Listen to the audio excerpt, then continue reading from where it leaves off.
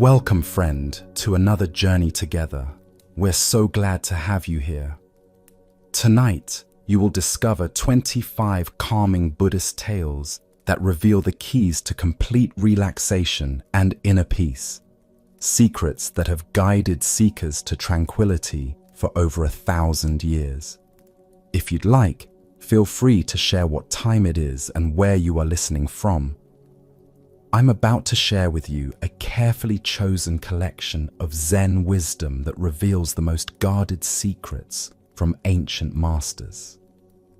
Each tale contains a teaching that can beautifully transform how you experience worry, restlessness, and the endless cycles of thought that keep you awake at night.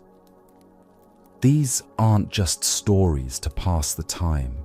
They're passed down lessons from those who discovered something remarkable.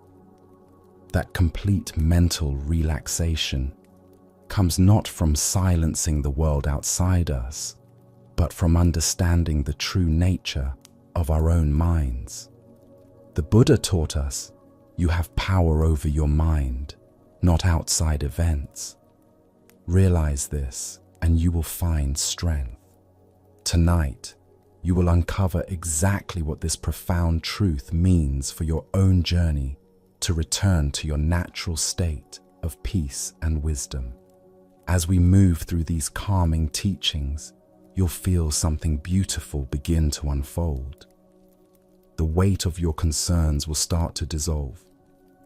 The restlessness that keeps you turning will begin to settle. You'll find yourself naturally drifting into a state of peace that reaches the very core of your being. So let yourself sink deeply now. Let your entire being relax into whatever holds you. Take one mindful breath with me, and as you release it, know that you're about to receive ancient wisdom that has been helping people for thousands of years.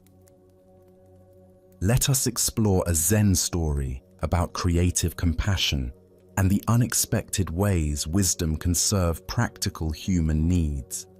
This is the magical squash. The year had brought unusual hardship to the Hakata region.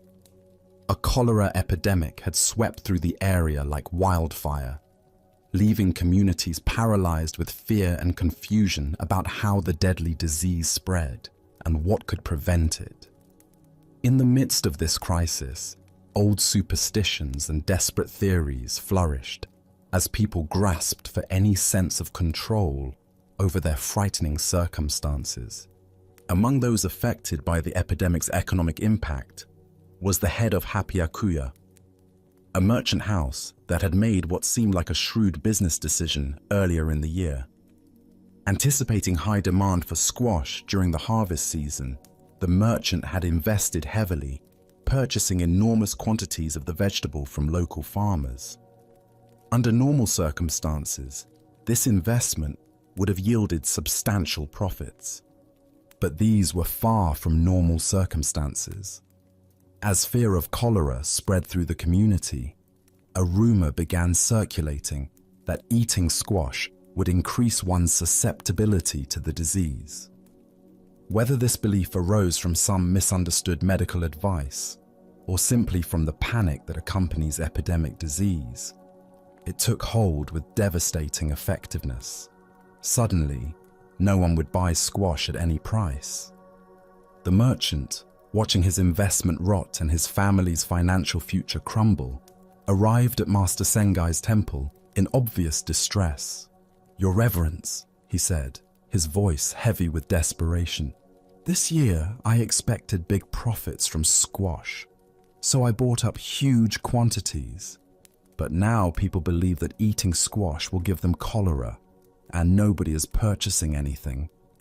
If I can't sell these vegetables, my family will be ruined financially. Please, you must help me." Master Sengai listened with genuine concern to the man's predicament. Here was a concrete human problem requiring immediate practical solution, not abstract philosophical discussion. "That's really terrible," he said with sincere sympathy. "Very well, I'll become your business manager and help you sell them. Please bring all your squash here to the temple." The merchant was bewildered by this unexpected offer. What could the Zen master possibly have in mind? How could a spiritual teacher succeed in selling vegetables that the entire community refused to buy? Nevertheless, having no better options, he dutifully loaded all his remaining squash onto carts and transported them to Shofukuji Temple. Master Sengai's solution was both brilliant and audacious. He piled all the vegetables prominently in front of the temple's main gate, where they couldn't be missed by anyone approaching the sacred grounds. Then he created a large sign with bold characters that read, "Magical Cholera Prevention Squash." Spreading his meditation mat alongside this impressive display, he sat down and began practicing Zazen in full view of anyone passing by. The effect was immediate and remarkable. Word of the master's magical squash spread throughout the district with the same speed that the cholera fear had initially propagated. People began arriving from all directions, eager to purchase vegetables that were now perceived as protective medicine rather than dangerous food. The sight of the revered Zen master meditating beside his display added an aura of authentic spiritual authority to the entire enterprise. By noon, every single squash had been sold, and the merchant's financial crisis had been completely resolved. The firm of Hapiakuya was not only saved from ruin, but had actually profited more from this unusual marketing approach than they would have through conventional sales methods. Ancient Buddhist wisdom tells us, skillful means adapts truth to the needs of the moment. What emerges from this story is a teaching about the creative application of wisdom to serve immediate human needs, even when this requires working with people's existing beliefs and limitations, rather than trying to educate them out of their misconceptions. This tale unveils something profound about the nature of compassionate action. Master Sengai could have responded to the merchant's crisis by delivering lectures about the irrationality of superstition, the importance of critical thinking, or the spiritual value of accepting financial loss with equanimity. Instead, he chose to work creatively within the existing situation to produce genuine relief for immediate suffering. The master's willingness to become a business manager reveals an understanding of spiritual practice that extends far beyond formal meditation and philosophical discussion. True wisdom expresses itself through whatever means are most effective for addressing real human problems, even if these means might appear unconventional or even contradictory to conventional spiritual image. Why do we often assume that spiritual people should remain aloof from practical concerns, especially those involving money and business? This assumption reflects a false dichotomy between sacred and secular activities that can prevent us from applying our deepest values to the situations where they're most needed. Master Sengai understood that relieving genuine suffering takes precedence over maintaining spiritual appearances. The genius of his solution lay in understanding that the community's fear was real and powerful, regardless of its medical accuracy. Rather than fighting against this fear or trying to educate people out of it, he redirected its energy toward a solution that served everyone's needs. The people got vegetables they believed would protect them, the merchant saved his business, and the community's overall nutrition actually improved. This teaching illuminates the difference between being right and being effective. The master probably understood that squash had no special power to prevent cholera, but he also recognized that arguing this point would have done nothing to solve the immediate crisis. By working with people's existing beliefs rather than against them, he achieved results that pure logic never could have accomplished. Zen practice cultivates what might be called adaptive wisdom, the ability to respond to each situation with whatever approach will be most genuinely helpful, rather than rigidly applying the same methods regardless of context. This requires a kind of ego flexibility that prioritizes outcomes over self-image, effectiveness over consistency. We can observe similar opportunities for creative problem-solving in many areas of modern life. The therapist who works with a client's existing framework, rather than insisting they adopt new therapeutic language. The teacher who meets students where they are emotionally and intellectually, rather than demanding they immediately embrace ideal learning attitudes. The leader who acknowledges team members' concerns, rather than dismissing them as irrational. This story also points us toward understanding the power of symbolic action and ritual in creating psychological change. The master's meditation beside the squash display wasn't just marketing theater. It was a genuine spiritual practice that infused the entire situation with sacred intention and authentic presence.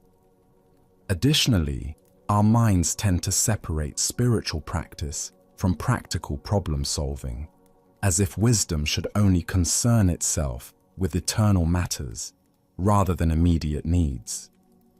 Master Sengai's story demonstrates that authentic spirituality engages fully with whatever challenges arise, bringing creative intelligence and compassionate action to bear on concrete human difficulties. The transformation of dangerous squash into magical squash reveals another teaching about the power of framing and perception in determining reality. The vegetables themselves remained unchanged, but their meaning and impact shifted completely through the master's creative intervention. This suggests that many of our problems might be solved not by changing external circumstances, but by shifting how we understand and present them.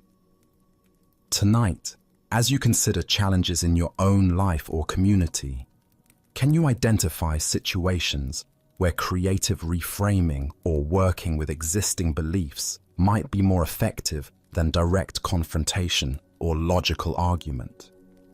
What would it mean to prioritize genuine helpfulness over being right or maintaining ideal consistency? Buddha's wisdom reminds us, if you want to know your past, look at your present. If you want to know your future, change your present. Through skillful, creative action that meets people where they are, rather than where we think they should be, we can transform seemingly impossible situations into opportunities for genuine benefit and mutual flourishing.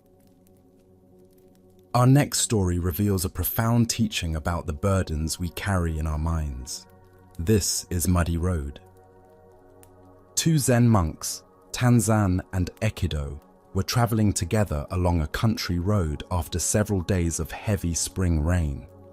The path they followed was one they had walked many times before, but today it was transformed into a muddy, treacherous route filled with deep puddles and slippery patches that made walking both difficult and uncomfortable.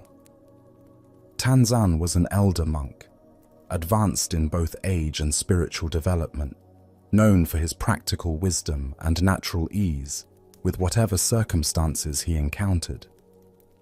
His companion, Ekido, was younger and still working to understand the finer points of monastic discipline and Buddhist practice.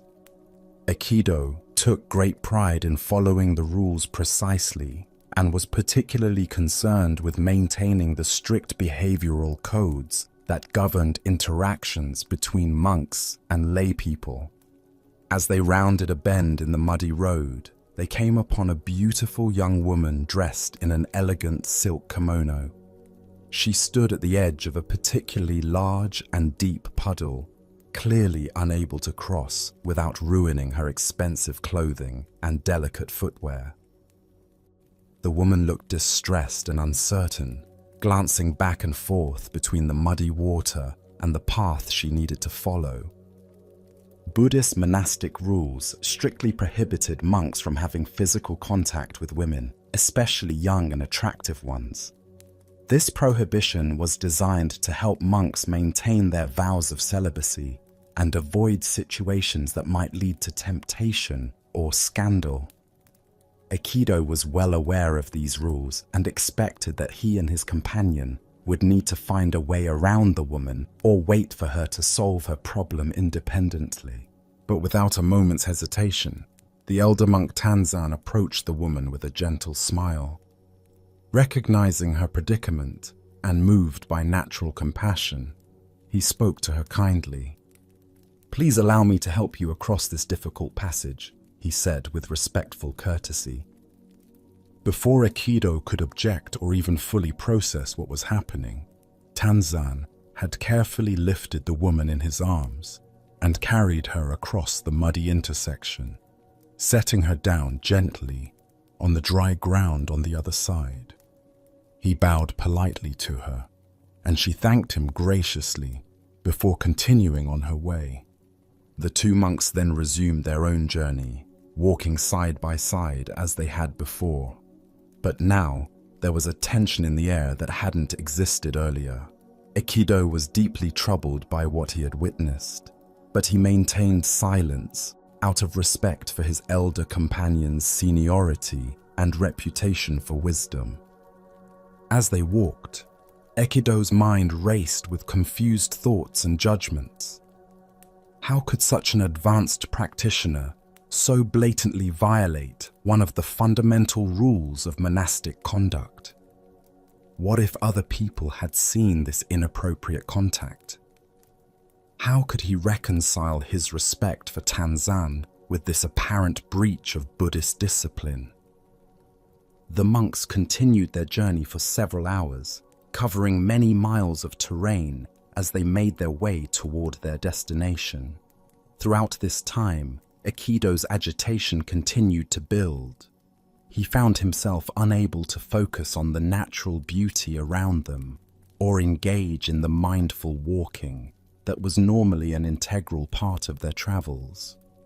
As the sun began to set and they neared the monastery where they planned to spend the night, Aikido could no longer contain his confusion and distress. The question that had been burning in his mind all afternoon finally burst forth. "We monks are not supposed to go near women," he said, his voice tight with suppressed emotion, "especially young and lovely ones like the one we encountered today. It is dangerous and against our rules. Why did you do that? How could you carry her when you know it violates our monastic principles?" Tanzan looked at his agitated companion with patient understanding, recognizing the mental suffering that his younger brother had been carrying throughout their journey. His response was simple and direct. "I left the woman there at the roadside," he said gently. "Are you still carrying her?" Buddha's wisdom reminds us, "You will not be punished for your anger. You will be punished by your anger." Here we discover a teaching about the mental burdens we create and carry long after the original situation has passed. This tale unveils a profound truth about the difference between responding to immediate circumstances with compassion and creating ongoing mental suffering through judgment and rumination. Tanzan's action was motivated by simple kindness. He saw someone in need and responded naturally without attachment to rigid rules or concern about appearances.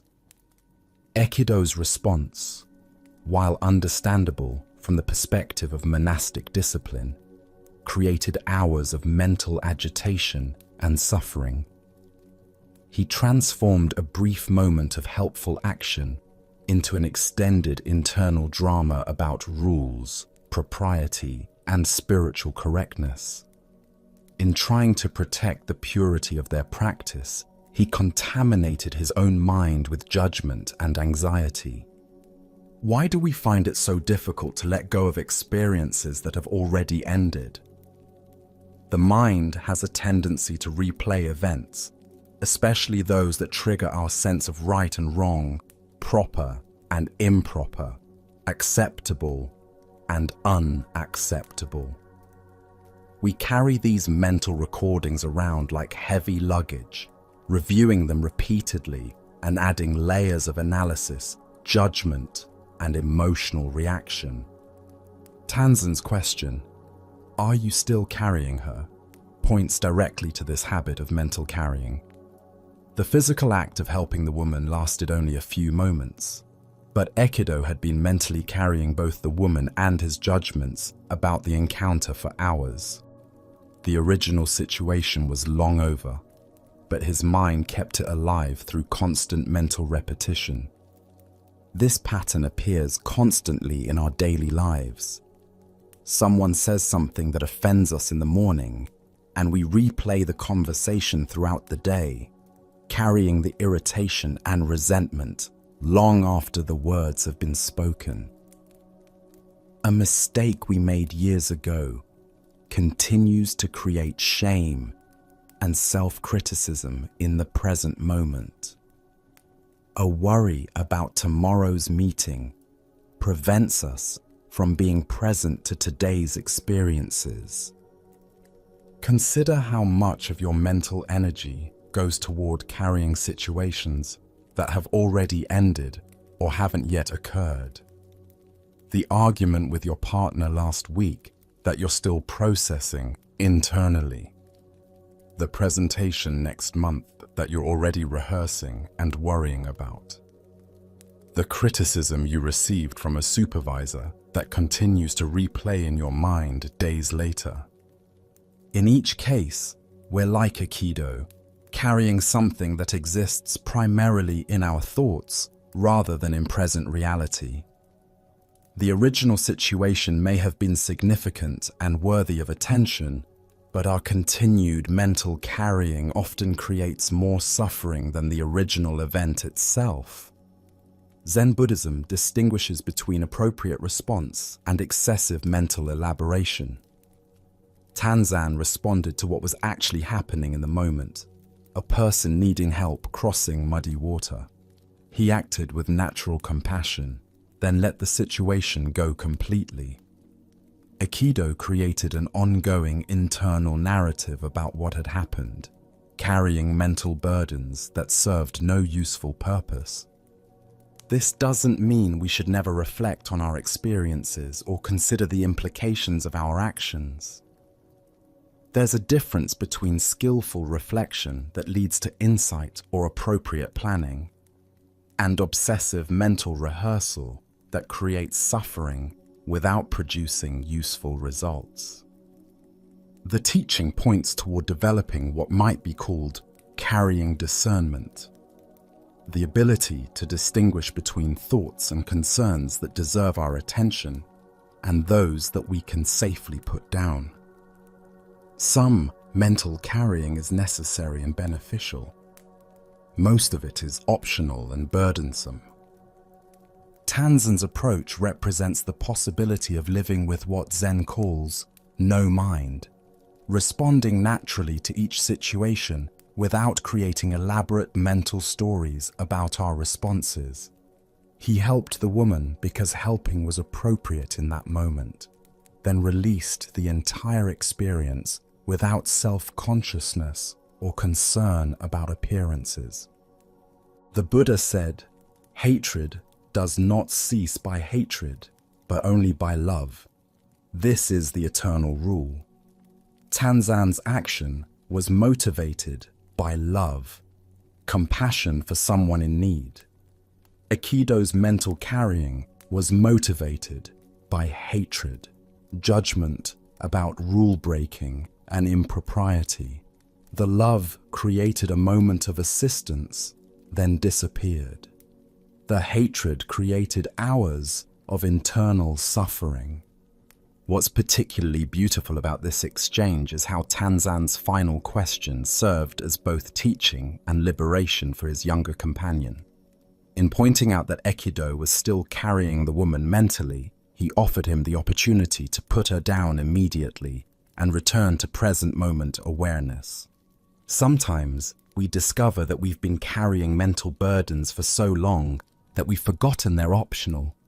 We've become like people walking around with heavy backpacks, completely forgetting that we could simply take them off and set them down. Tonight, as you prepare for rest, notice what you might be carrying mentally from today's experiences or tomorrow's anticipated challenges. Can you practice Tanzan's approach of responding appropriately to each situation as it arises, then releasing it completely? As the Buddha taught, the secret of health for both mind and body is not to mourn for the past, worry about the future, or anticipate troubles, but to live in the present moment wisely and earnestly. Perhaps the greatest wisdom is learning the difference between appropriate responsiveness and unnecessary mental carrying, discovering the relief that comes from setting down burdens we never needed to pick up in the first place. Now, let us explore a Zen story about the futility of trying to escape aspects of ourselves. This is the man who ran from his shadow. There once lived a man who had developed an intense fear of his own shadow and a deep hatred for his footprints. Every morning when he woke and saw his shadow following him wherever he went, he felt a wave of revulsion and anxiety. The dark silhouette seemed to mock him, mimicking his every movement and gesture. When he walked across sandy ground or dusty paths, he would look back and see the trail of footprints he had left behind. And these too filled him with disgust and shame. "These things torment me," he thought to himself one day, as he watched his shadow dance on the wall. "My shadow follows me everywhere, reminding me of my presence in this world, and my footprints leave evidence of everywhere I've been. I must find a way to escape from them completely." So he devised what seemed like a logical plan. He would run away from his shadow and outpace his footprints. If he could just move fast enough, surely he could leave these troublesome companions behind. Early one morning, he began to run, determined to free himself from their persistent presence. But as he ran, something frustrating happened. Every time he put his foot down, another footprint appeared in the dirt behind him. His shadow had no trouble at all keeping up with him, moving effortlessly alongside him no matter how fast he moved. The faster he ran, the more footprints he created, and his shadow seemed to grow more animated with each stride. "I'm not running fast enough," he concluded, breathing hard but unwilling to give up. "If I can just increase my speed, I'll surely outdistance them." So he ran faster and faster, his heart pounding and his breath coming in gasps. Sweat poured down his face as he pushed his body to its limits, but still his shadow kept perfect pace with him, and still each step created another footprint in his wake. His frustration grew into desperation as he realized his plan wasn't working. Hour after hour, he continued this frantic chase, running faster and faster, never stopping for a moment's rest. His body began to ache, his lungs burned, and his legs trembled with exhaustion. But he was so fixated on escaping his shadow and footprints that he couldn't see the simple futility of his efforts. Finally, after running for what felt like an eternity, he collapsed from complete exhaustion and died there on the path, his shadow still beside him and his footprints trailing behind him all the way back to where his desperate journey had begun. What the man never understood was that the solution to his problem was remarkably simple. If he had merely stepped into the shade of a tree, his shadow would have vanished completely. And if he had simply sat down and remained still, there would have been no more footprints. As the Buddha observed, you yourself, as much as anybody in the entire universe, deserve your love and affection. This ancient wisdom reveals a profound truth about our relationship to the aspects of ourselves we try to escape or eliminate. The deeper teaching here shows us how much energy we waste trying to run away from fundamental aspects of our existence, rather than learning to work skillfully with them. The shadow in this story represents all the parts of ourselves we find unacceptable: our anger, our sadness, our fears, our perceived flaws, or our past mistakes. The footprints represent the evidence of our impact on the world, the traces we leave behind that we sometimes wish we could erase. This pattern of running from ourselves manifests in countless ways throughout our lives. We might try to escape our tendency toward anxiety by staying constantly busy, only to create more stress and more anxiety. We might attempt to outrun our loneliness by filling every moment with social activity, never giving ourselves the stillness necessary to address the root of our isolation. Why do we believe we can solve internal problems through external action? The mind convinces us that if we can just change our circumstances, alter our environment, or modify our behavior sufficiently, we can escape the uncomfortable aspects of our psyche. But as the running man discovered, this approach often intensifies the very problems we're trying to solve. Think about the shadows you might be running from in your own life. Perhaps you're trying to escape feelings of inadequacy by working excessive hours, creating more exhaustion and less time for the self-care that might actually address your insecurity. Maybe you're attempting to avoid grief after a loss by staying constantly entertained, preventing yourself from processing the emotions that need to be felt for healing to occur. The footprints we try to escape might be past mistakes, relationships that ended badly, or choices we regret. We exhaust ourselves trying to outrun the consequences of our history rather than learning to make peace with our imperfect human journey. Zen Buddhism points toward a radically different approach. Instead of running from our shadows, we can learn to step into the shade.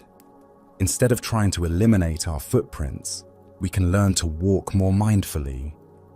The very things we're trying to escape often contain the seeds of our liberation when we stop fleeing and start facing them with compassion. Zen Master Suzuki Roshi taught, "Each of you is perfect the way you are, and you can use a little improvement." This paradox captures the essence of working skillfully with our shadows. We can accept ourselves completely while still engaging in growth and healing, but from a place of self-compassion rather than self-rejection. The shade of the tree in the story represents the sanctuary we find when we stop running and start practicing self-acceptance. When we turn toward our difficult emotions with kindness rather than resistance, they often dissolve naturally, like shadows disappearing in the shade. When we cease the frantic activity designed to prove our worth or escape our discomfort, we create space for genuine rest and insight. The Buddha said, "The way is not in the sky, the way is in the heart."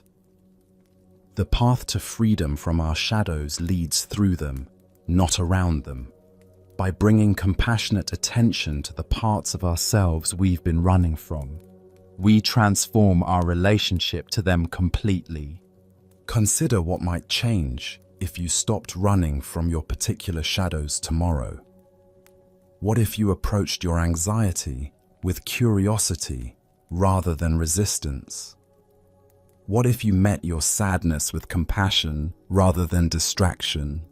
What if you examined your mistakes with learning rather than shame? Tonight, as you prepare for rest, notice if there are any aspects of yourself you've been trying to outrun. Can you imagine stepping into the shade of self-acceptance, even briefly?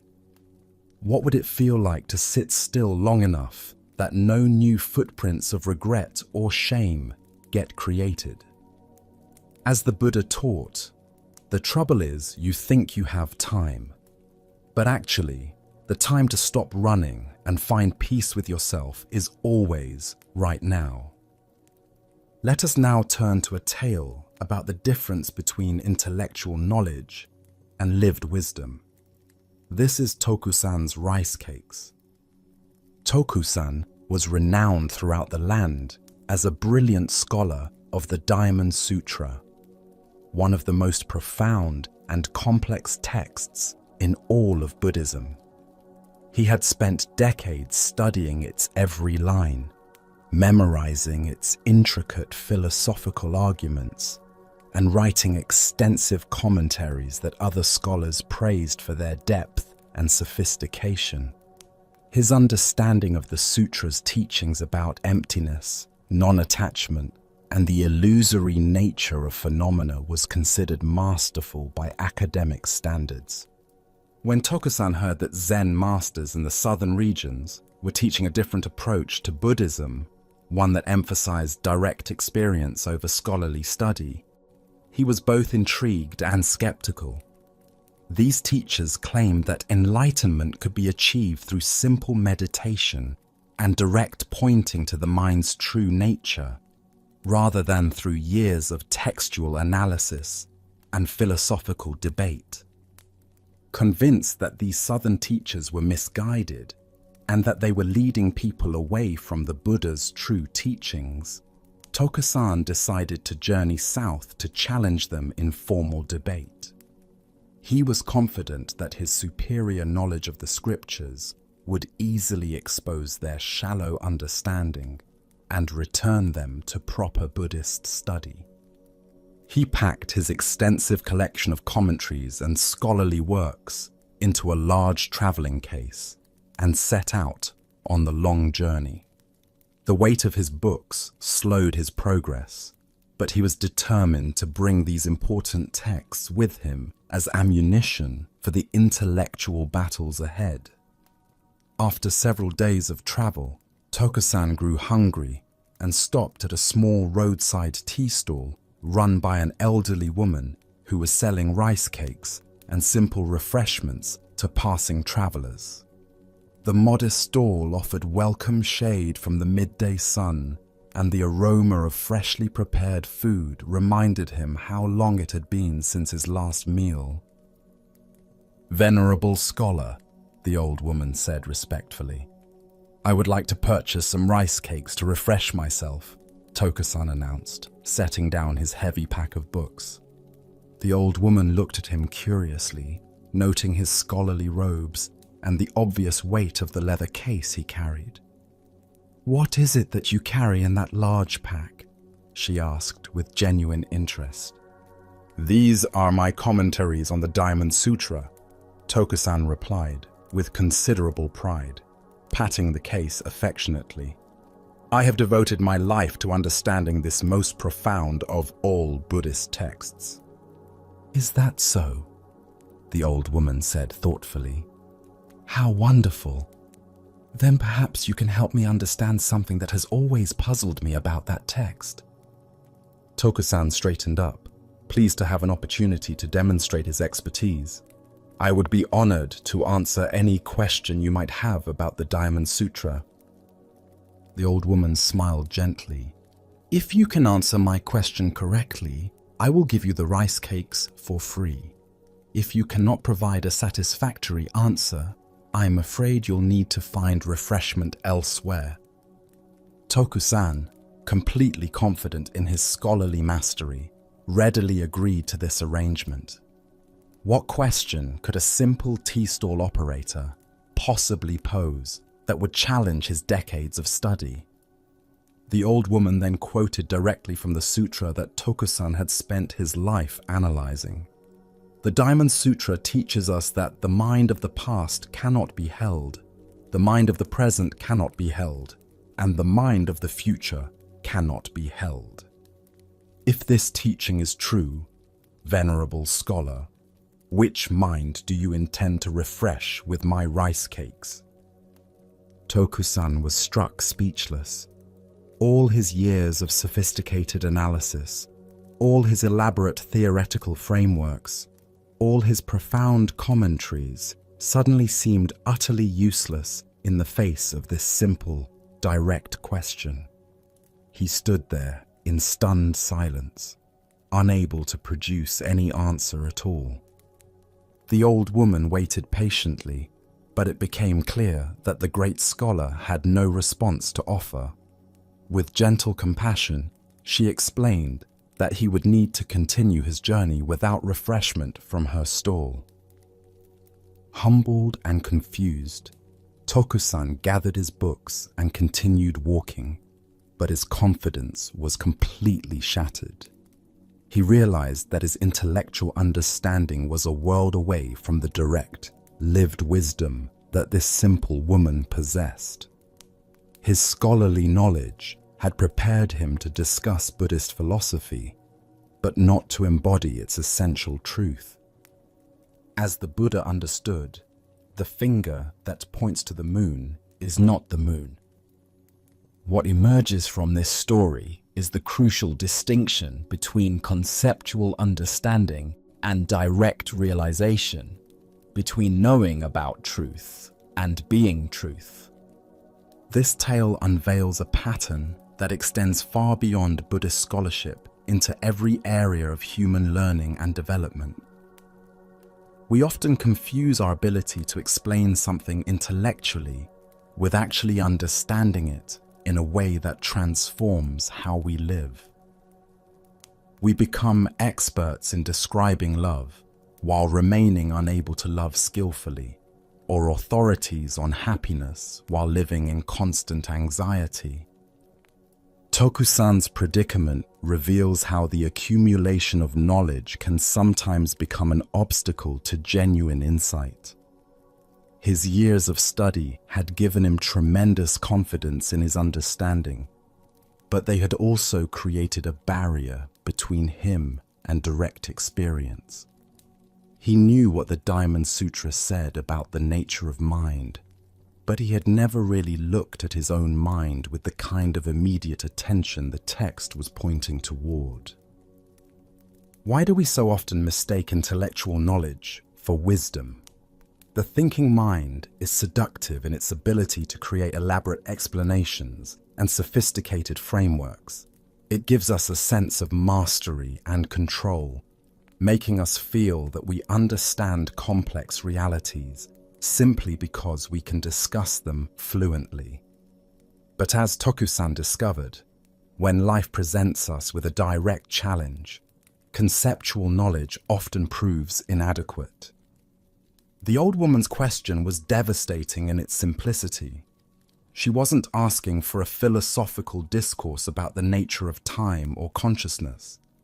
She was pointing directly to the immediate reality of Tokusan's experience. If there truly is no past, present, or future mind to be grasped, what exactly was seeking refreshment in that moment? This teaching appears constantly in modern life. We might read countless books about mindfulness, but still find ourselves lost in anxious thoughts during stressful situations. We could study relationship psychology extensively while remaining unable to listen deeply to our partner during conflict. We might understand the theory of non-attachment intellectually while still becoming upset when our plans don't unfold as expected. Zen Master Dogen taught, to study the Buddha way is to study the self. To study the self is to forget the self. True spiritual study leads us toward direct investigation of our immediate experience rather than accumulation of concepts about that experience. The rice cakes in the story represent the simple nourishment that comes from direct engagement with reality rather than abstract theorizing about it. When we're truly hungry, whether for food, understanding, or spiritual fulfillment, what feeds us is immediate presence, not clever explanations of presence. In meditation practice, we often encounter this same distinction. We can know a great deal about meditation techniques while having very little direct experience of the awareness those techniques are designed to reveal. The concepts point towards something that must be discovered through immediate investigation, not through more thinking about the concepts. The Buddha said, "However many holy words you read, however many you speak, what good will they do you if you do not act upon them?" The old woman was inviting Tokusan to act upon the Diamond Sutra's teachings by applying them to his immediate situation rather than carrying them around as intellectual possessions. Tonight, as you reflect on the knowledge and understanding you've accumulated, can you distinguish between what you know about and what you actually know? Is there some area of your life where intellectual understanding might be creating the illusion of wisdom while preventing genuine transformation? As the Buddha taught, better than 1,000 hollow words is one word that brings peace. Sometimes the most profound teachings are the ones that leave us speechless, pointing us back towards the immediacy of our actual experience. Let us continue with a story about the rarity and power of genuine recognition. This is a smile in his lifetime. Master Mokugan was renowned throughout the region as one of the most accomplished and respected Zen teachers of his generation. His understanding of the Dharma was considered profound, his meditation skills were exceptional, and his ability to guide students toward awakening was widely recognized by other masters. Yet despite his spiritual achievements and the deep reverence in which he was held, Mokugan was known for one particular characteristic that both impressed and intimidated his students: his consistently stern and serious demeanor. In all his years of teaching, through countless Dharma talks, meditation sessions, and private meetings with students, Master Mokugan had never been seen to smile. His face maintained a grave, composed expression that reflected the weight and responsibility he felt in transmitting the Buddha's teachings. His students held him in tremendous awe, recognizing his wisdom and dedication, but they also felt a certain fear in his presence due to his unrelenting seriousness. Among his many disciples was one particularly devoted student who had been studying under Mokugen for several years.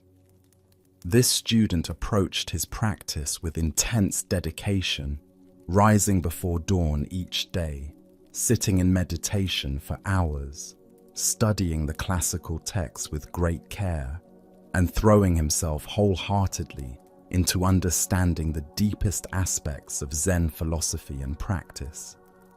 As he observed his master's perpetually serious expression day after day, year after year, this devoted student made a silent, private vow that became the secret motivation driving his entire spiritual journey. "I will not rest," he promised himself, "until I have seen my master smile. I will practice with such sincerity and achieve such depth of realization that I will somehow earn the gift of seeing joy on his face." This became his hidden goal, the personal quest that gave additional meaning to his already intensive practice. He meditated with extraordinary dedication, not only for his own liberation, but with the hope that his efforts might somehow bring happiness to his revered teacher. He studied with exceptional focus, always wondering if this insight or that breakthrough might be the one that would finally evoke a smile from Master Mokugen. Years passed this way. The student's practice deepened considerably, and his understanding of Zen teachings became quite sophisticated. He learned to sit in meditation for extended periods without discomfort, mastered complex philosophical concepts, and even began to experience profound moments of insight and clarity. Yet through all this development, his master's expression remained unchanged, serious, composed, and completely without any visible sign of joy or satisfaction. The student began to wonder if his master was even capable of smiling, or if perhaps he had set himself an impossible task.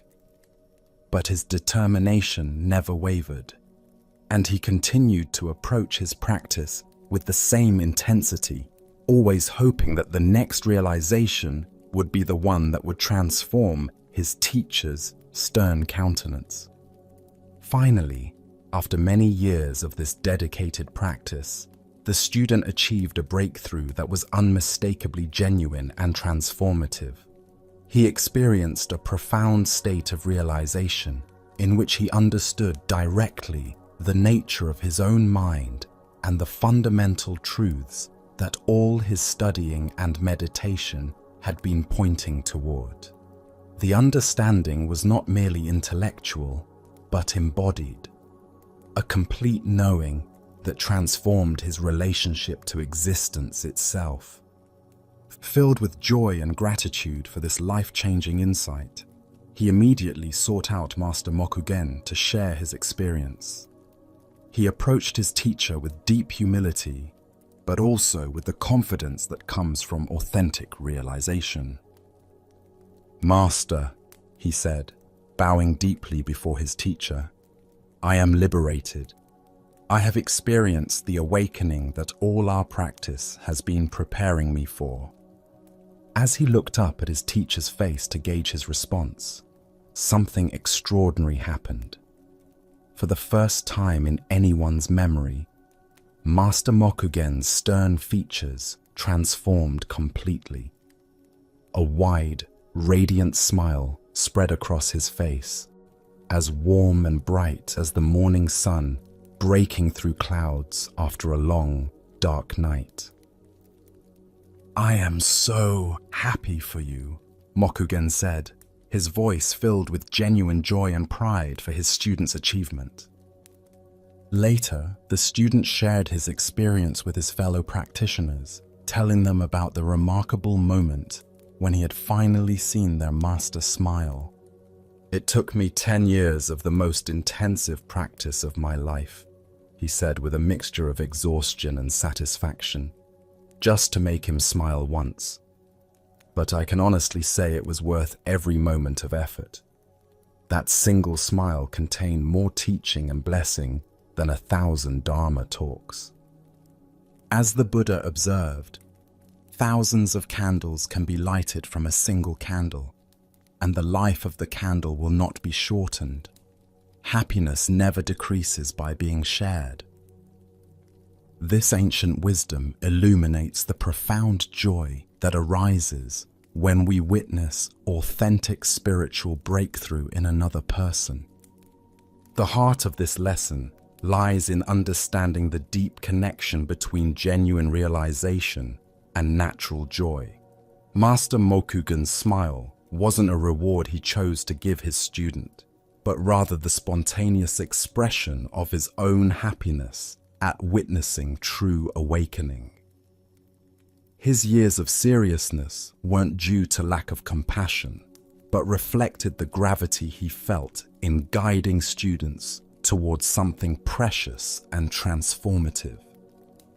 This tale unveils a beautiful truth about the relationship between teacher and student, between one person's growth and another's joy. The student's dedication wasn't motivated primarily by his own liberation, but by his desire to bring happiness to someone he loved and respected. In pursuing his teacher's smile, he found his own freedom.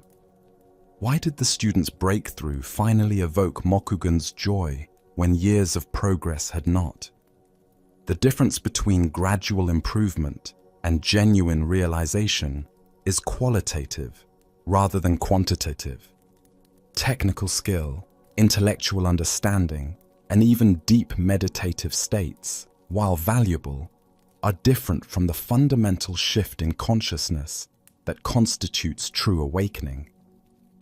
Mokugen could see the difference between his student's increasing sophistication and his actual liberation. Only when authentic realization occurred did the master's natural response emerge, the spontaneous joy that flows when we witness someone discovering their true nature. Consider how this teaching relates to the moments of genuine breakthrough in your own life and in the lives of people you care about.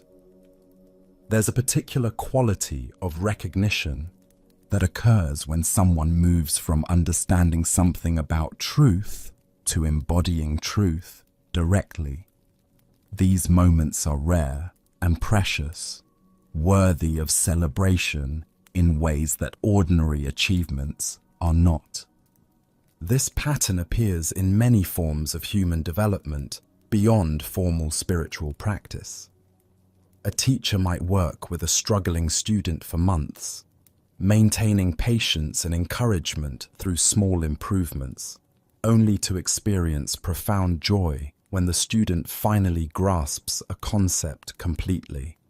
A therapist might support a client through years of gradual healing, but feel special celebration when a fundamental psychological shift occurs. The student's 10-year quest reveals something important about the nature of authentic motivation in spiritual practice. He wasn't practicing primarily for personal gain, but from love. Love for his teacher and desire to bring him joy. This kind of motivation often leads to deeper realization than purely self-centered spiritual seeking. Zen Master Dogen taught, "To study the Buddha way is to study the self. To study the self is to forget the self." The student began by studying intensively, gradually learned to study himself, and finally achieved the self-forgetting that allowed genuine realization to emerge. Only then did his teacher's smile appear. Master Mokugen's consistent seriousness through the years wasn't coldness or lack of appreciation for his students' efforts.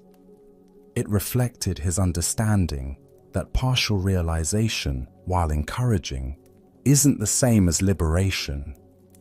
His refusal to smile prematurely was actually a form of compassion, holding space for the genuine breakthrough that eventually occurred.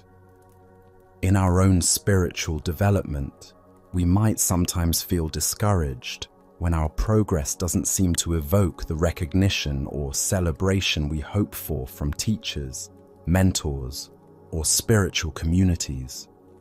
This story suggests that such recognition may be reserved for moments of authentic transformation rather than incremental improvement. The smile, when it finally came, contained years of accumulated appreciation, love, and joy. It wasn't just a response to the student's final breakthrough, but an expression of all the happiness that had been building through his decade of dedicated practice. Sometimes the most profound gifts are worth waiting for because they contain the essence of everything that came before. The Buddha said, "Better than 1,000 hollow words is one word that brings peace." Master Mokugen's smile was worth more than 1,000 expressions of encouragement because it emerged from recognition of genuine peace and freedom. This teaching also points toward the joy that naturally arises when we witness authentic spiritual breakthrough in others. When someone we care about experiences genuine healing, insight, or liberation, our happiness often exceeds what we feel for our own achievements.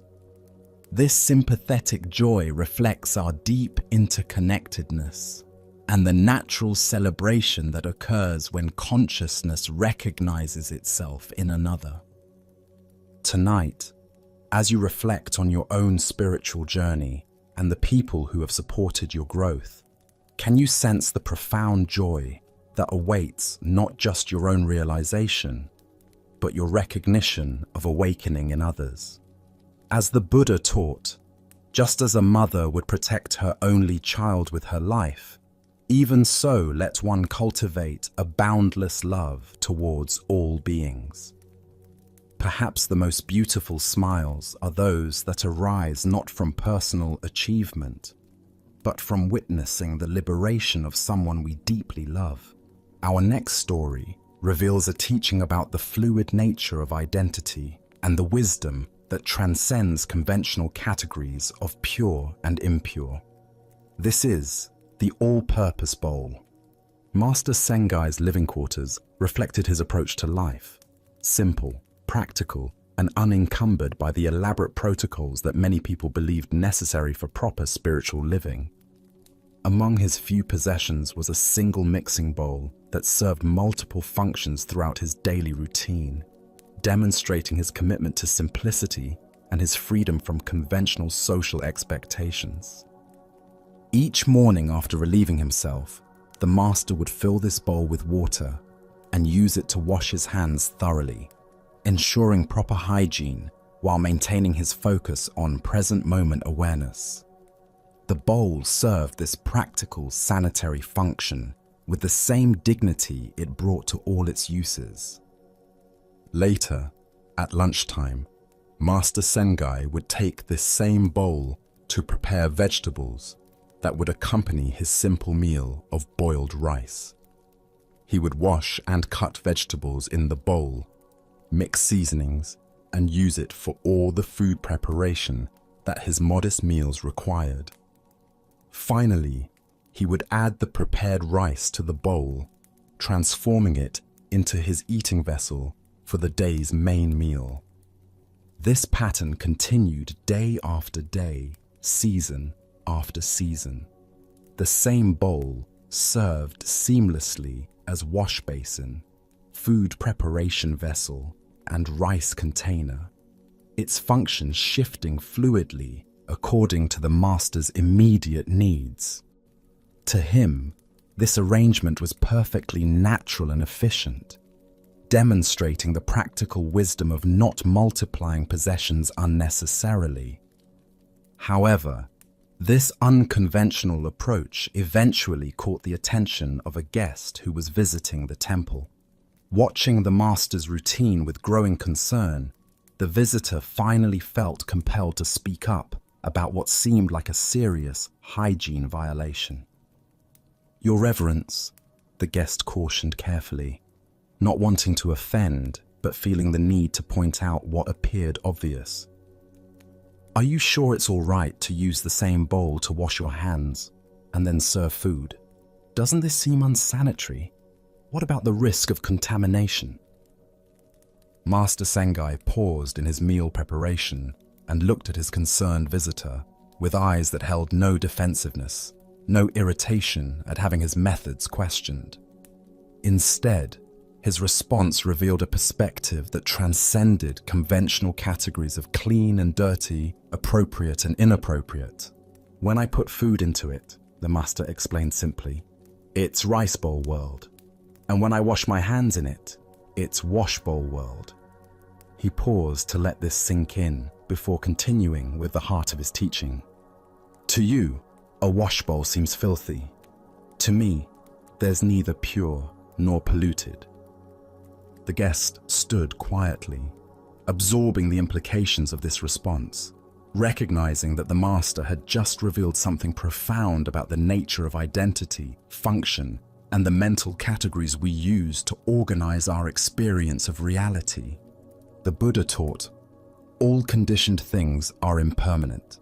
Strive diligently. This teaching relates profoundly to our understanding of how identity and purpose are fluid rather than fixed, and how our mental categories often create artificial distinctions that separate us from direct experience. This ancient wisdom illuminates our tendency to assign permanent identities to objects, people, and situations based on single functions or temporary characteristics. We label things as clean or dirty, sacred or profane, appropriate or inappropriate, often forgetting that these designations exist in our minds rather than as inherent properties of the things themselves. Master Sengai's bowl demonstrates something revolutionary about the nature of identity and function. The physical bowl remained unchanged, whether serving as wash basin or food container. Only its contextual use shifted. The master recognized that our mental categories of pure and impure are human constructs that can blind us to the essential nature of things, which exists beyond such dualistic thinking. This teaching reveals our attachment to complex systems of classification and protocol that often serve social convention more than practical wisdom. We create elaborate rules about which objects can serve, which functions, which combinations are acceptable, which boundaries must never be crossed. While some distinctions serve genuine health and safety purposes, many others simply reflect conditioned thinking rather than necessary reality. Why do we find it so disturbing when someone violates our expected categories and boundaries? This discomfort often arises from our deep need for predictability and our investment in the mental frameworks we use to organize experience. When someone demonstrates that our categories are more flexible than we assumed, it can threaten our sense of how the world should work. The master's phrase, rice bowl world and wash bowl world, points toward understanding how context determines meaning rather than inherent properties determining function. The same water can be drinking water in one context and cleaning water in another. The same words can be poetry in one setting and prose in another. The same action can be sacred in one moment and ordinary in another. This story also reveals the difference between practical hygiene and psychological categorization. Master Sengai wasn't advocating careless sanitation. He washed both the bowl and his hands thoroughly. His point was that our mental designations of pure and impure often extend far beyond actual cleanliness into realm of social anxiety and rigid thinking that can separate us from direct, practical engagement with life. We can observe similar patterns in many areas where we create unnecessary complications through over-categorization. The person who needs multiple sets of dishes because they can't bear to serve different types of food on the same plates. The office that requires separate equipment for different tasks that could easily be shared. The community that insists on elaborate protocols for activities that could be handled simply and directly. Zen practice cultivates what might be called functional flexibility, the ability to work with things according to their immediate utility rather than their assigned social categories. This doesn't mean ignoring genuine practical considerations, but rather questioning which distinctions serve real purposes and which ones simply reflect conditioned thinking. Additionally, our minds tend to assume that spiritual people should maintain higher standards of purity and separation than ordinary folks. Master Sengai's approach suggests that true spiritual understanding might actually move in the opposite direction, toward greater integration and less artificial separation between different aspects of life. The story points us toward understanding that purity and pollution are often mental constructs rather than absolute realities. When we can see beyond these constructed categories to the essential nature of things, including our own essential nature, we discover a freedom that doesn't depend on maintaining elaborate systems of separation and classification. We also find ourselves confronted by questions about what constitutes appropriate spiritual behavior. The master's unconventional approach challenged his guests' assumptions about proper conduct, revealing how our expectations about spiritual living can sometimes create unnecessary complexity rather than supporting genuine simplicity and wisdom. Tonight, as you notice the various categories and distinctions you use to organize your experience, can you identify places where these mental constructs might be creating unnecessary separation or complication? What would it mean to hold your classifications more lightly, allowing function and context to determine appropriateness rather than rigid preconceptions?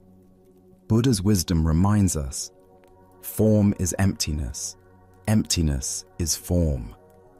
When we understand that the categories we assign to experiences exist in our minds rather than as inherent properties of things themselves, we discover a flexibility and freedom that allows us to work with life more directly and practically, seeing through artificial distinctions to the fluid, interconnected nature of all existence. Now, let us explore a story about the weight of our thoughts. This is the stone mind. Master Hogan was walking peacefully through the monastery garden with one of his most earnest students on a warm afternoon. The garden was a place of contemplation, carefully designed with winding paths that led past ancient trees, small ponds, and carefully arranged rocks that had been placed by previous generations of monks to inspire reflection and meditation.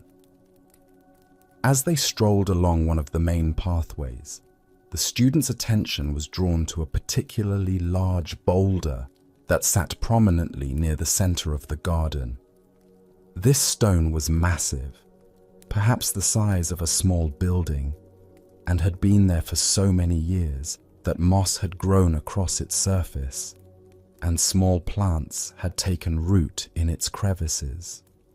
It was clearly a permanent and substantial feature of the monastery grounds. The student had been studying Buddhist philosophy intensively and was eager to demonstrate his understanding of the teachings he had been learning. He saw in this prominent stone an opportunity to engage his master in a philosophical discussion that would reveal his grasp of complex metaphysical concepts. Pointing directly at the large rock, the student posed what he believed was a sophisticated question that would invite profound dialogue about the nature of reality and consciousness.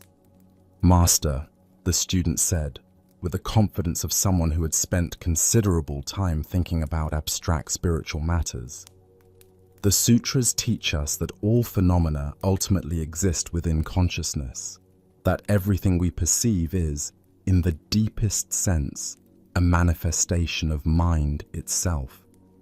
Given this fundamental teaching about the nature of reality, would you say that this large stone is inside my mind? Or would you say it exists outside of my mind as a separate object?" The student stood there expectantly, clearly proud of his question and anticipating a lengthy philosophical discourse about the relationship between consciousness and material reality. He had framed his inquiry in terms of classical Buddhist metaphysics, touching on some of the most sophisticated concepts in the tradition regarding the nature of perception and the ultimate ground of existence. Master Hogan paused for a moment, looking at his student with the calm, penetrating gaze that characterized his teaching style. He considered the question carefully, not dismissing it, but recognizing immediately the mental trap his student had created for himself through excessive intellectualization. Rather than launching into the kind of abstract philosophical explanation the student was expecting, Master Hogan responded with perfect simplicity and directness. "You must have a very heavy mind," he replied gently, "to be carrying a stone like that around in it." The student stood there speechless, his elaborate philosophical framework suddenly revealed as unnecessarily complex. In a single sentence, his master had pointed directly to the absurdity of his mental construction, while simultaneously teaching him something profound about the nature of thought itself. Buddha's wisdom reminds us, all conditioned things are impermanent. Work out your salvation with diligence. What emerges from this story is a teaching about how our thinking mind can create burdens that have no basis in actual reality. The deeper lesson here illuminates how intellectual analysis, while valuable in appropriate contexts, can become a form of mental carrying that weighs us down unnecessarily. The student had taken a simple, direct experience, encountering a stone in a garden, and transformed it into a philosophical problem that required mental effort to resolve. Hogan's response reveals the absurdity of this entire mental process. The stone wasn't actually in the student's mind in any literal sense, nor did the student need to figure out its ontological status to encounter it appropriately. By pointing to the heaviness of carrying such concepts around mentally, the master highlighted how much unnecessary labor we create for ourselves through excessive thinking. Why do we tend to complicate direct experience with elaborate mental frameworks? The thinking mind offers us a sense of understanding and control. When we can categorize, analyze, and explain our experiences, we feel that we are gaining mastery over reality. But as this story reveals, sometimes our explanations become more burdensome than the original experiences they were meant to clarify. This pattern appears constantly in our daily lives. We might encounter a simple emotion like sadness and immediately begin analyzing its causes, constructing narratives about what it means, and developing strategies for managing it.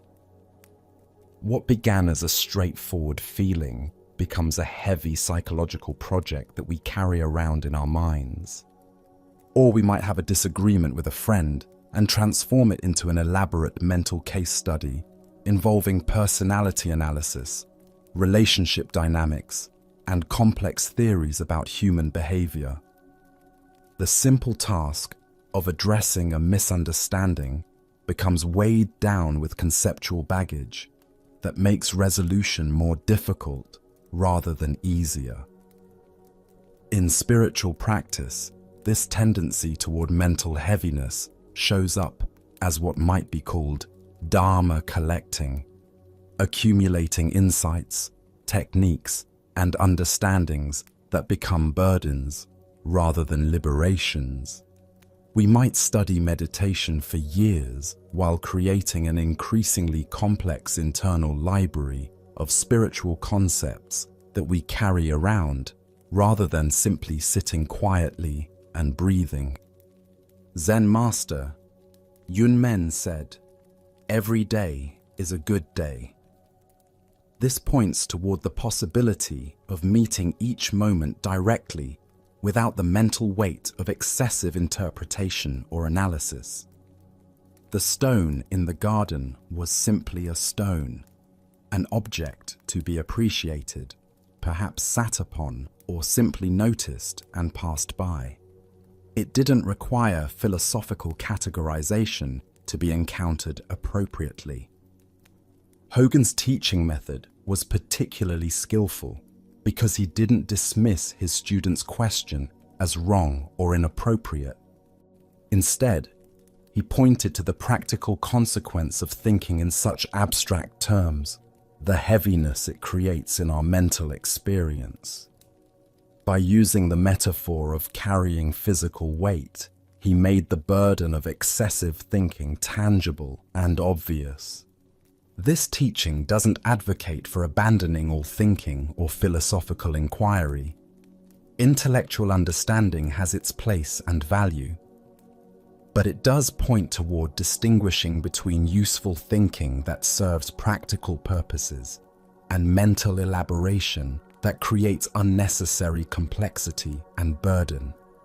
Sometimes, the most profound spiritual insight is recognizing that we don't need to understand everything intellectually.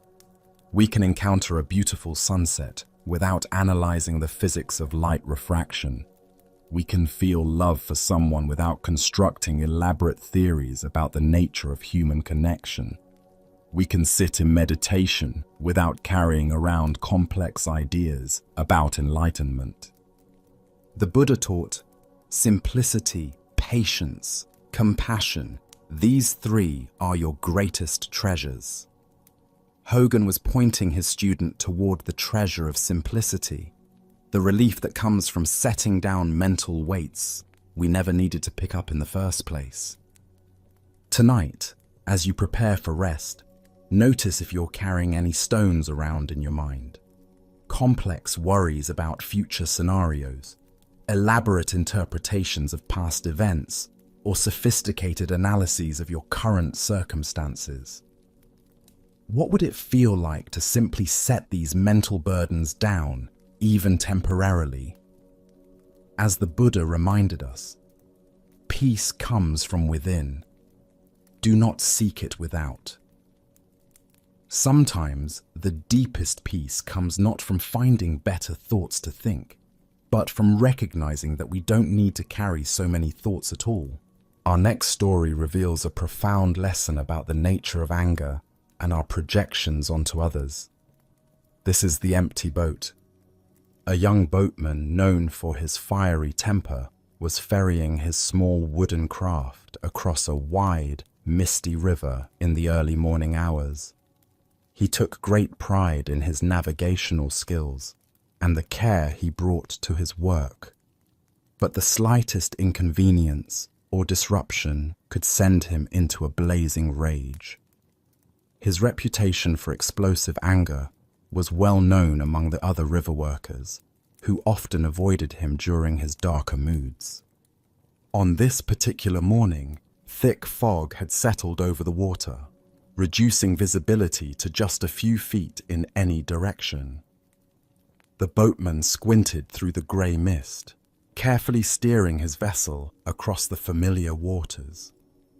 Suddenly, through the swirling fog, he saw another boat moving directly toward him on a collision course.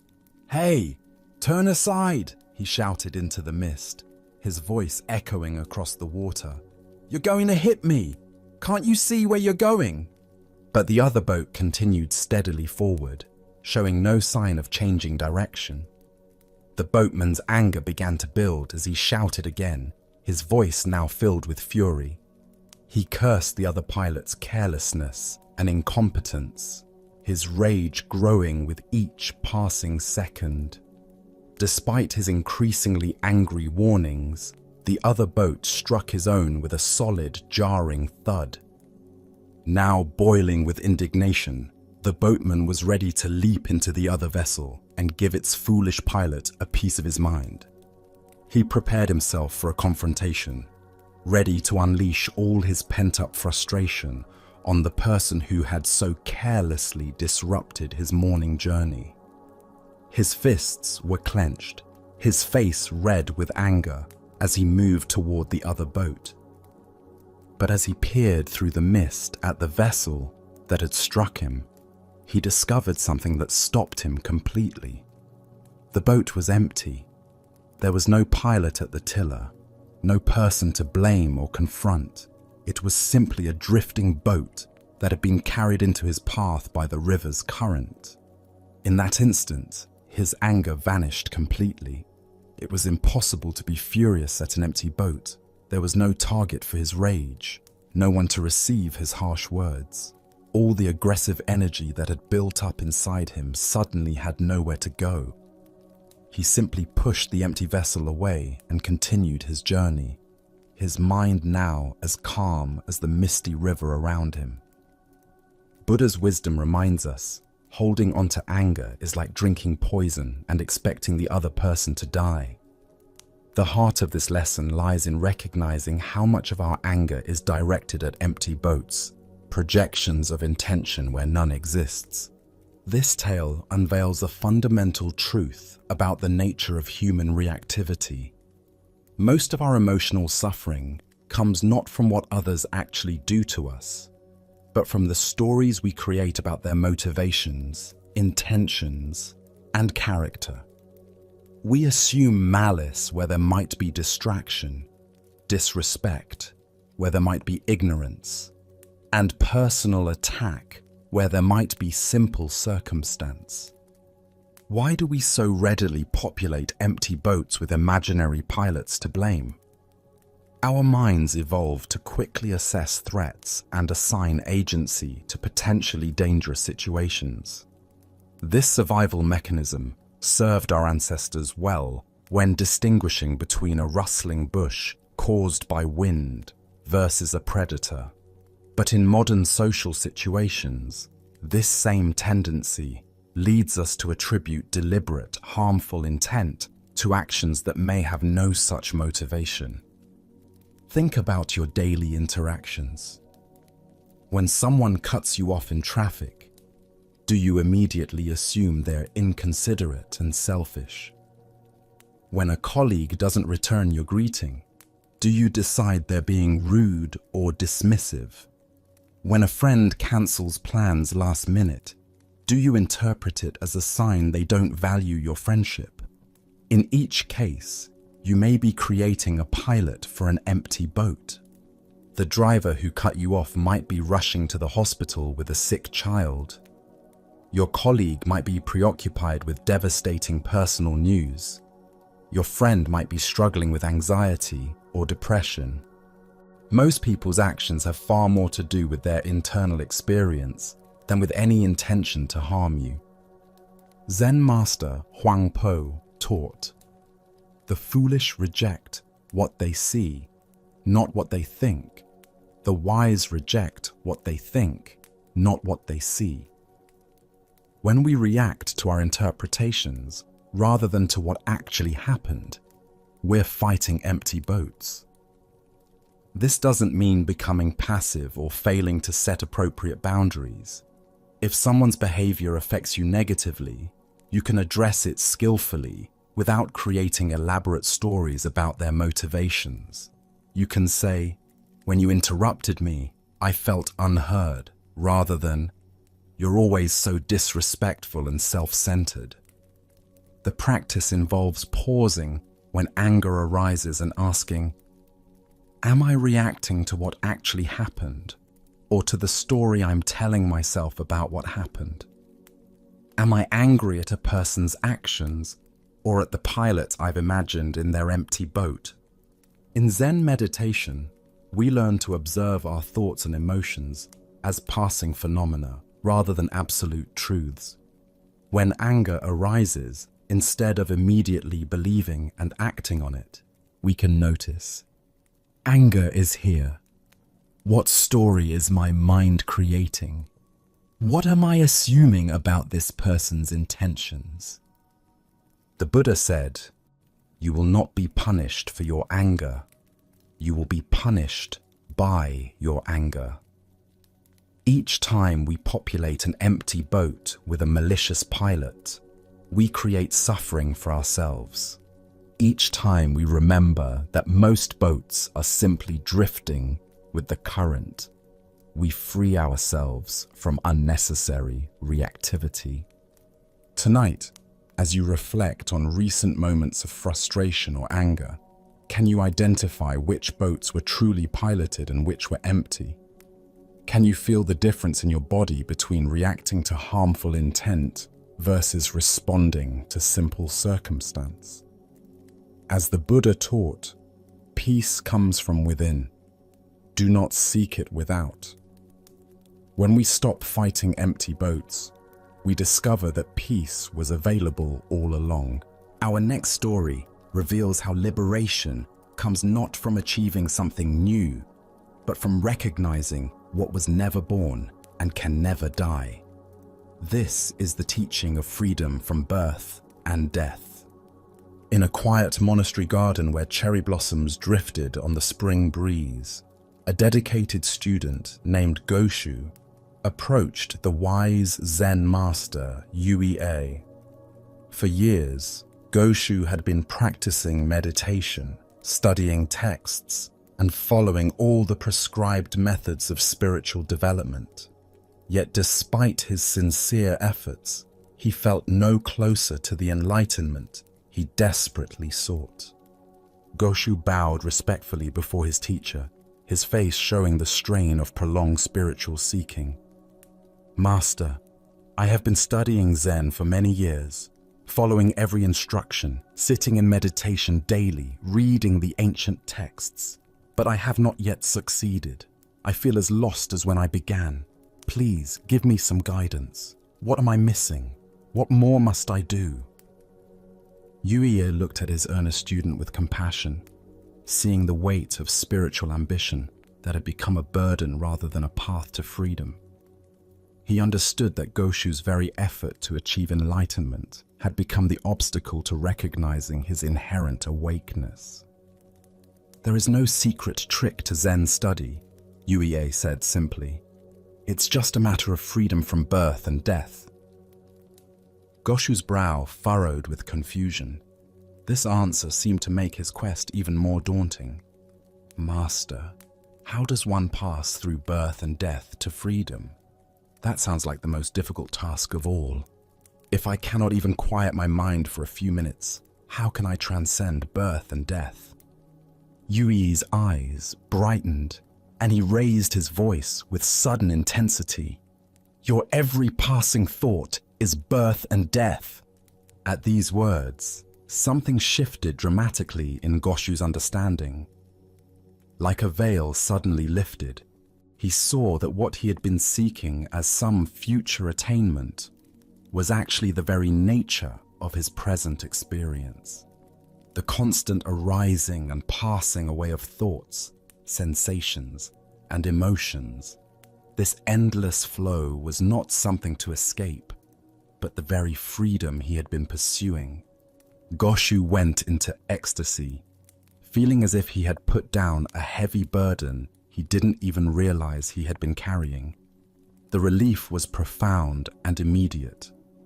All his years of struggling to become something special dissolved into the recognition that he had never been anything other than the aware space in which all experience appears and disappears. As the Buddha observed, form is emptiness, emptiness is form. What emerges from this story is the recognition that we suffer not because we lack something, but because we don't recognize the freedom that is our fundamental nature. Why do we carry the heavy burden of spiritual becoming? Zen Buddhism points to our identification with the content of consciousness rather than consciousness itself. We mistake ourselves for the stream of thoughts, emotions, and sensations instead of recognizing ourselves as the aware space in which this stream flows. Every thought that arises is born. Every thought that fades away dies. Every emotion emerges from nowhere and dissolves back into nowhere. Every sensation appears and disappears. This constant birth and death happening in awareness is not a problem to solve, but the very movement of life itself. The deeper understanding here reveals that what we call birth and death are simply names we give to the natural flowing of experience. When we identify with the flow, we suffer the anxiety of constant change. When we recognize ourselves as the awareness in which the flow appears, we discover unshakable peace. Zen Master Huangpo taught, "Your everyday mind, that is the way." This points to the extraordinary fact that the enlightenment we seek is not hidden in special states, but in the ordinary awareness that knows every state. The same awareness that knows anxiety also knows peace. The same awareness that knows confusion also knows clarity. The Buddha said, "In the sky, there is no distinction of east and west. People create distinctions out of their own minds and then believe them to be true.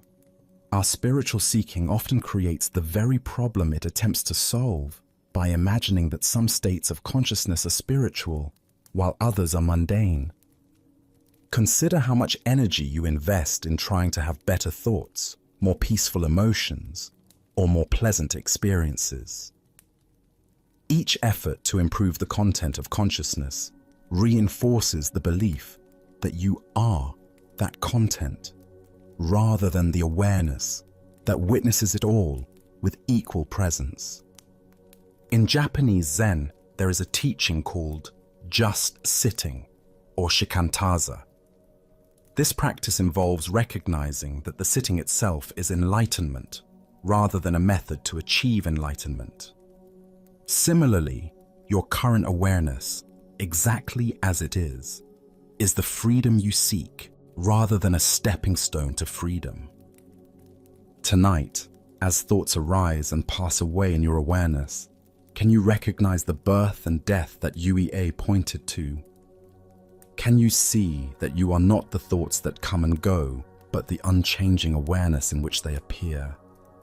As the Buddha taught, all conditioned things are impermanent. Work out your salvation with diligence. The salvation is not in perfecting the conditioned, but in recognizing the unconditioned awareness that you already are. Let us now turn to a story about authentic communication and the difference between social rituals and genuine inquiry.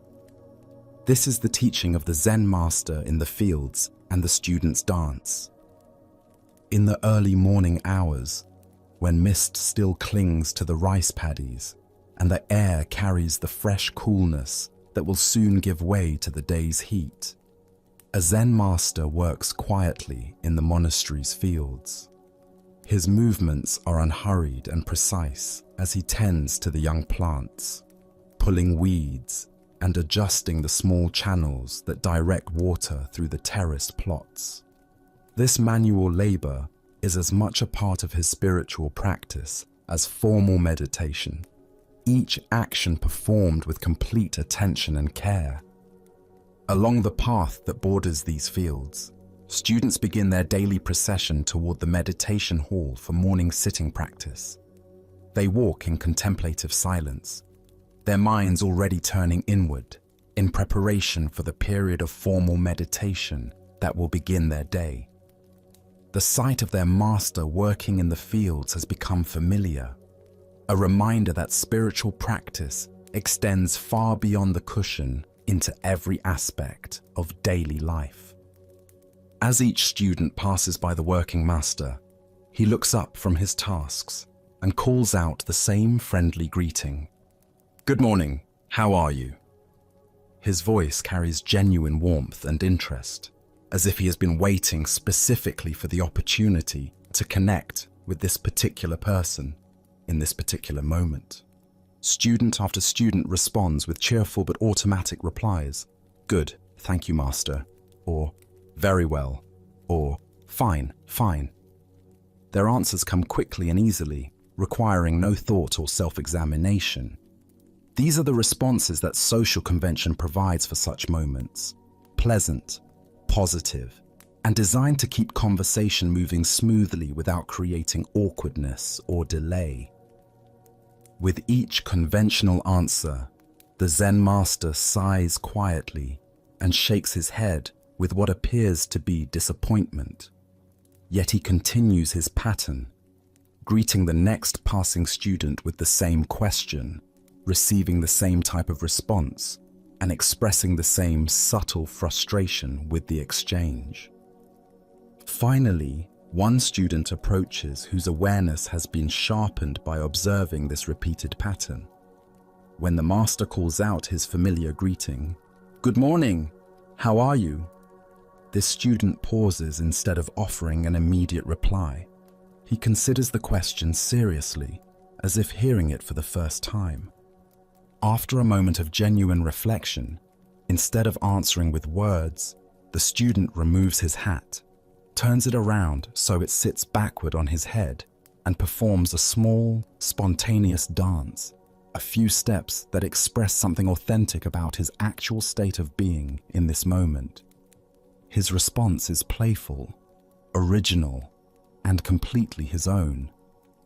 The Zen master's face breaks into a broad smile. "Now that is much better," he exclaims, with obvious delight.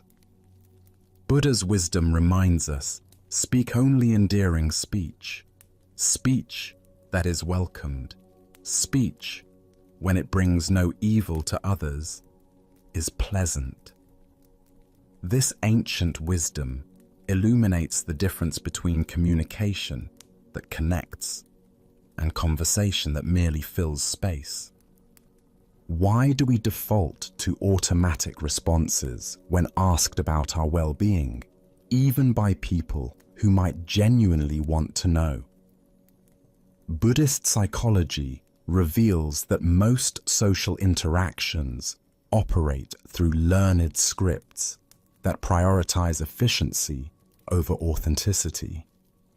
We develop standard replies that require no vulnerability, self-examination, or real presence in order to navigate social expectations quickly and safely. The master's repeated sighs express the spiritual teacher's recognition that these conversational habits reflect deeper patterns of unconscious living. When we answer, "How are you?"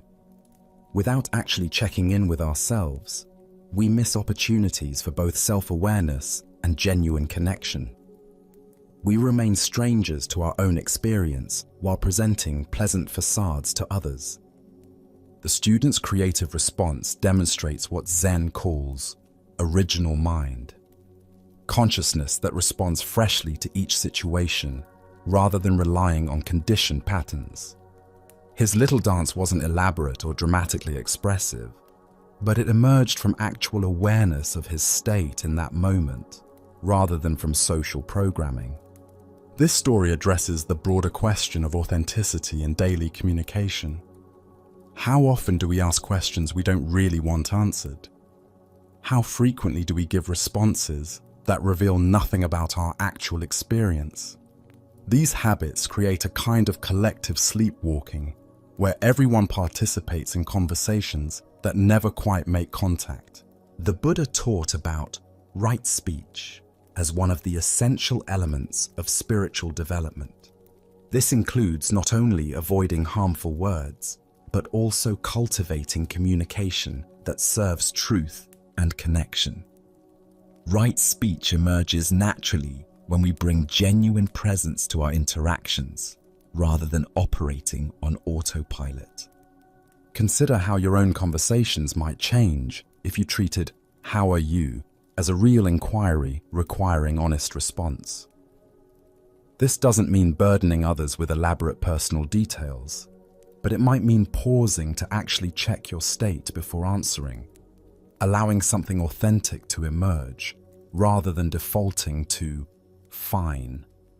The master's work in the fields, while conducting these social experiments, reveals the integration of spiritual practice with ordinary activities.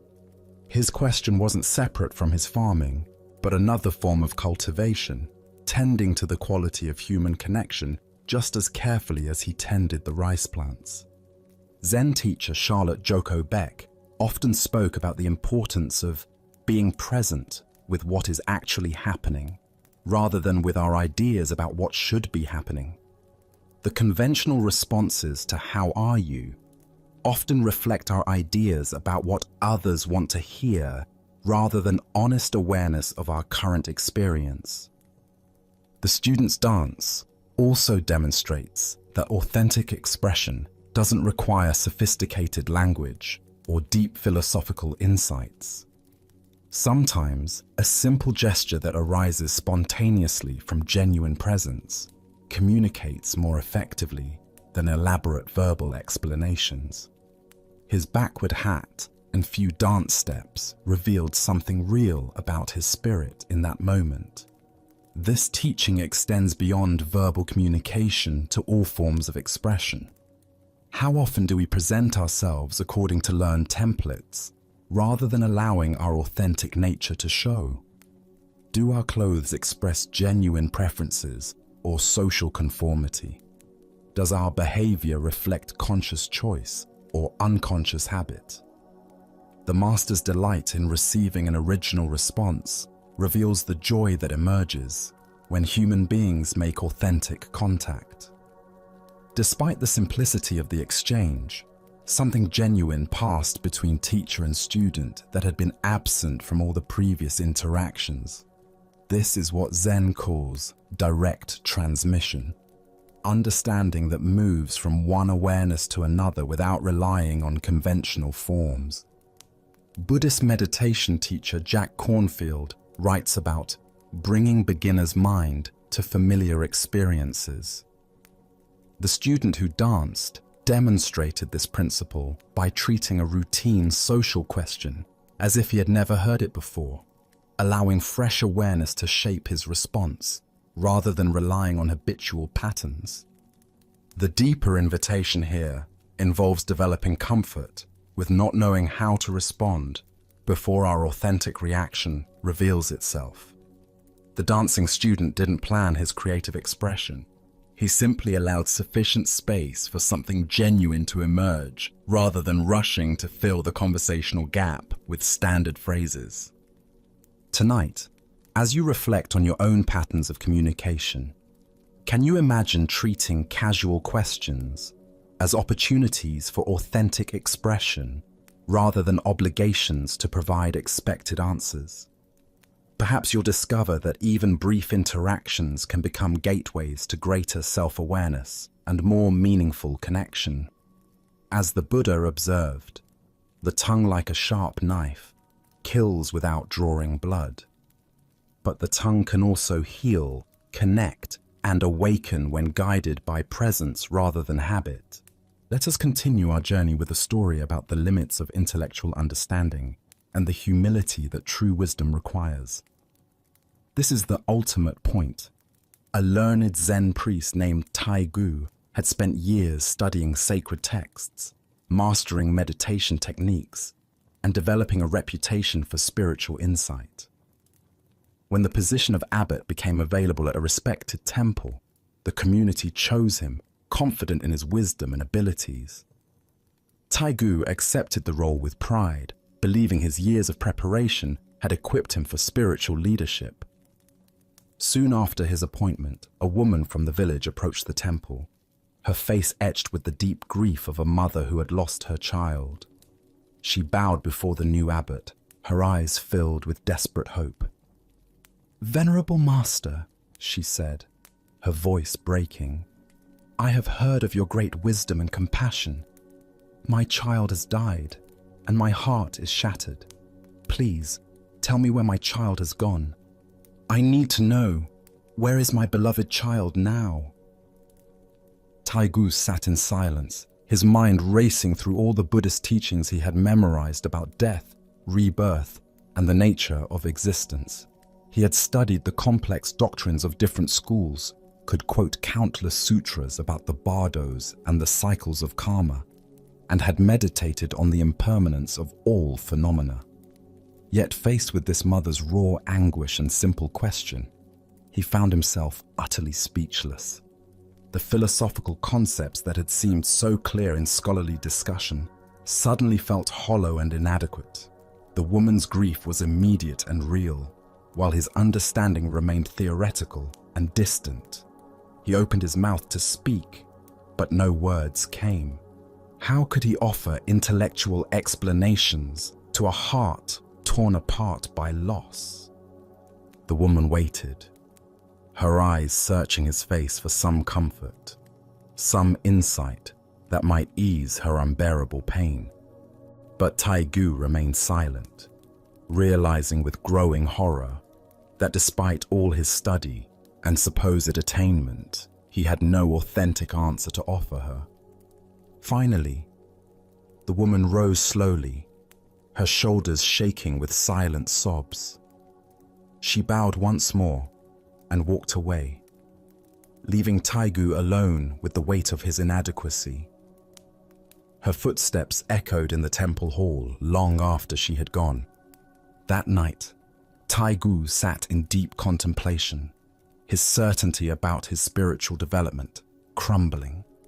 "I thought I had attained realization," he whispered to himself. "I believed I understood the deepest truths of existence. But this woman's simple question has revealed that I know nothing about the ultimate point. What use is being an abbot if I cannot offer genuine comfort to someone who is suffering?" By morning, Taigu had made his decision. He removed his ceremonial robes, abandoned his prestigious position, and departed the temple to deepen his understanding of true compassion. As the Buddha observed, the greatest prayer is patience. What emerges from this story is a profound truth about the difference between intellectual knowledge and wisdom born from direct experience. Spiritual understanding that cannot meet human suffering with authentic presence serves no one, least of all ourselves. Why do we sometimes mistake scholarly knowledge for genuine wisdom? Zen Buddhism reveals several ways our minds create this confusion. We can become intoxicated by conceptual understanding, collecting spiritual ideas like trophies, while our hearts remain untouched by their deeper meaning. This intellectual accumulation gives us a false sense of advancement while leaving us unprepared for life's most challenging moments. We also develop what might be called premature certainty, the belief that because we can articulate spiritual truths, we have integrated them fully. Like a person who has read extensively about swimming but never entered the water, we might know all the theory while lacking practical skill when it matters most. Additionally, spiritual positions and titles can insulate us from the very experiences that would deepen our understanding. When people treat us as wise, we might begin to believe our own reputation rather than continuing to cultivate genuine insight. The abbot's role placed Taigu in a position where others expected him to have answers, but this expectation prevented him from acknowledging his actual limitations. Consider how this pattern appears in modern spiritual communities. Teachers might offer complex, philosophical explanations for suffering, while lacking the emotional availability to simply sit with someone in pain. Practitioners could master advanced meditation techniques while remaining impatient with family members. Students might accumulate spiritual concepts while their basic capacity for kindness remains undeveloped. The Zen master Yunmen taught, "If you walk, just walk. If you sit, just sit.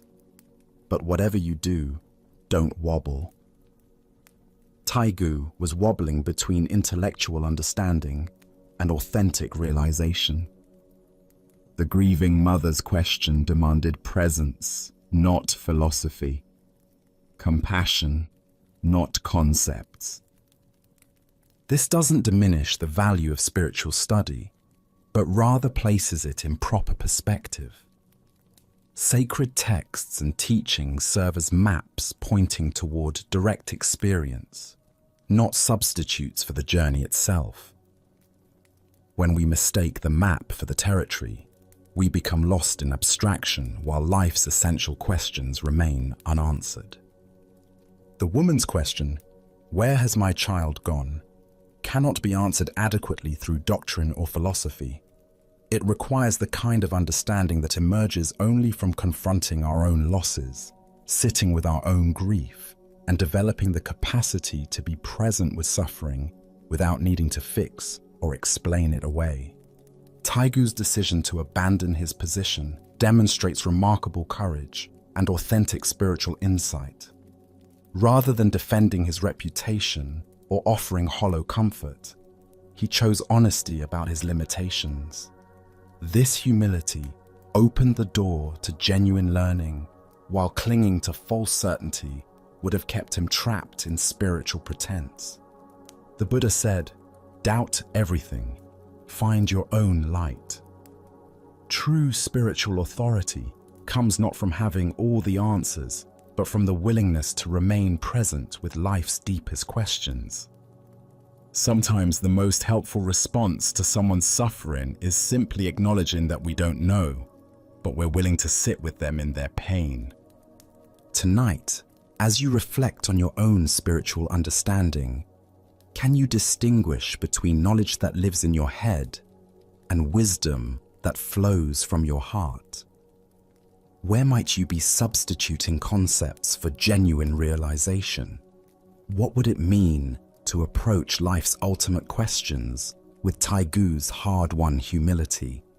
As the Buddha taught, it is better to conquer yourself than to win 1,000 battles. The conquest of false certainty opens the way to authentic wisdom. Now, let us explore a story about recognition and the wisdom hidden in plain sight. This is the lesson of the visitor and the holy man. Word had spread throughout the countryside about a remarkable holy man who possessed extraordinary wisdom and spiritual power. People said he could answer any question, solve any problem, and provide guidance that would transform the most troubled life. He lived, according to these stories, in a simple house high atop a mountain, far from the distractions and corruptions of ordinary village life. A man from the valley below had been struggling with a persistent problem that seemed to have no solution.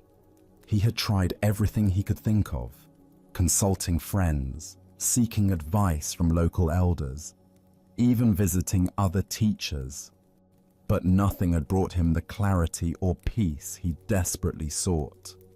When he heard about the holy man on the mountain, he knew he had to make the journey, no matter how difficult it might be. The path up the mountain was steep and treacherous.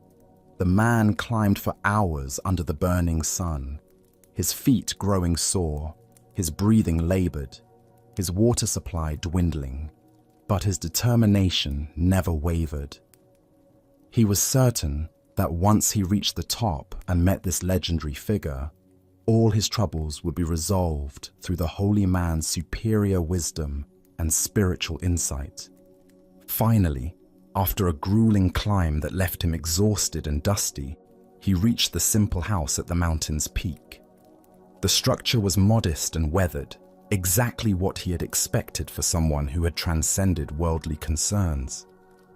He approached the door with a mixture of anticipation and reverence, preparing himself to meet someone who possessed wisdom far beyond that of ordinary people. When he knocked, an elderly servant answered. The man was plain and unremarkable, his clothes simple, his manner humble, his appearance entirely ordinary. He looked like any of a dozen servants the visitor might encounter in his own village. "I would like to see the wise holy man," the visitor said, barely glancing at the servant as he spoke. His eyes were already searching past the old man into the house, eager to catch a glimpse of the extraordinary being he had climbed so far to meet. The servant smiled warmly and gestured for him to enter. "Please, come inside," he said gently, leading the way through the modest dwelling. As they walked through the house, the visitor looked around eagerly, his heart racing with anticipation. He examined every room they passed, searching for signs of the holy man's presence. Perhaps special robes, sacred objects, or an aura of otherworldly peace.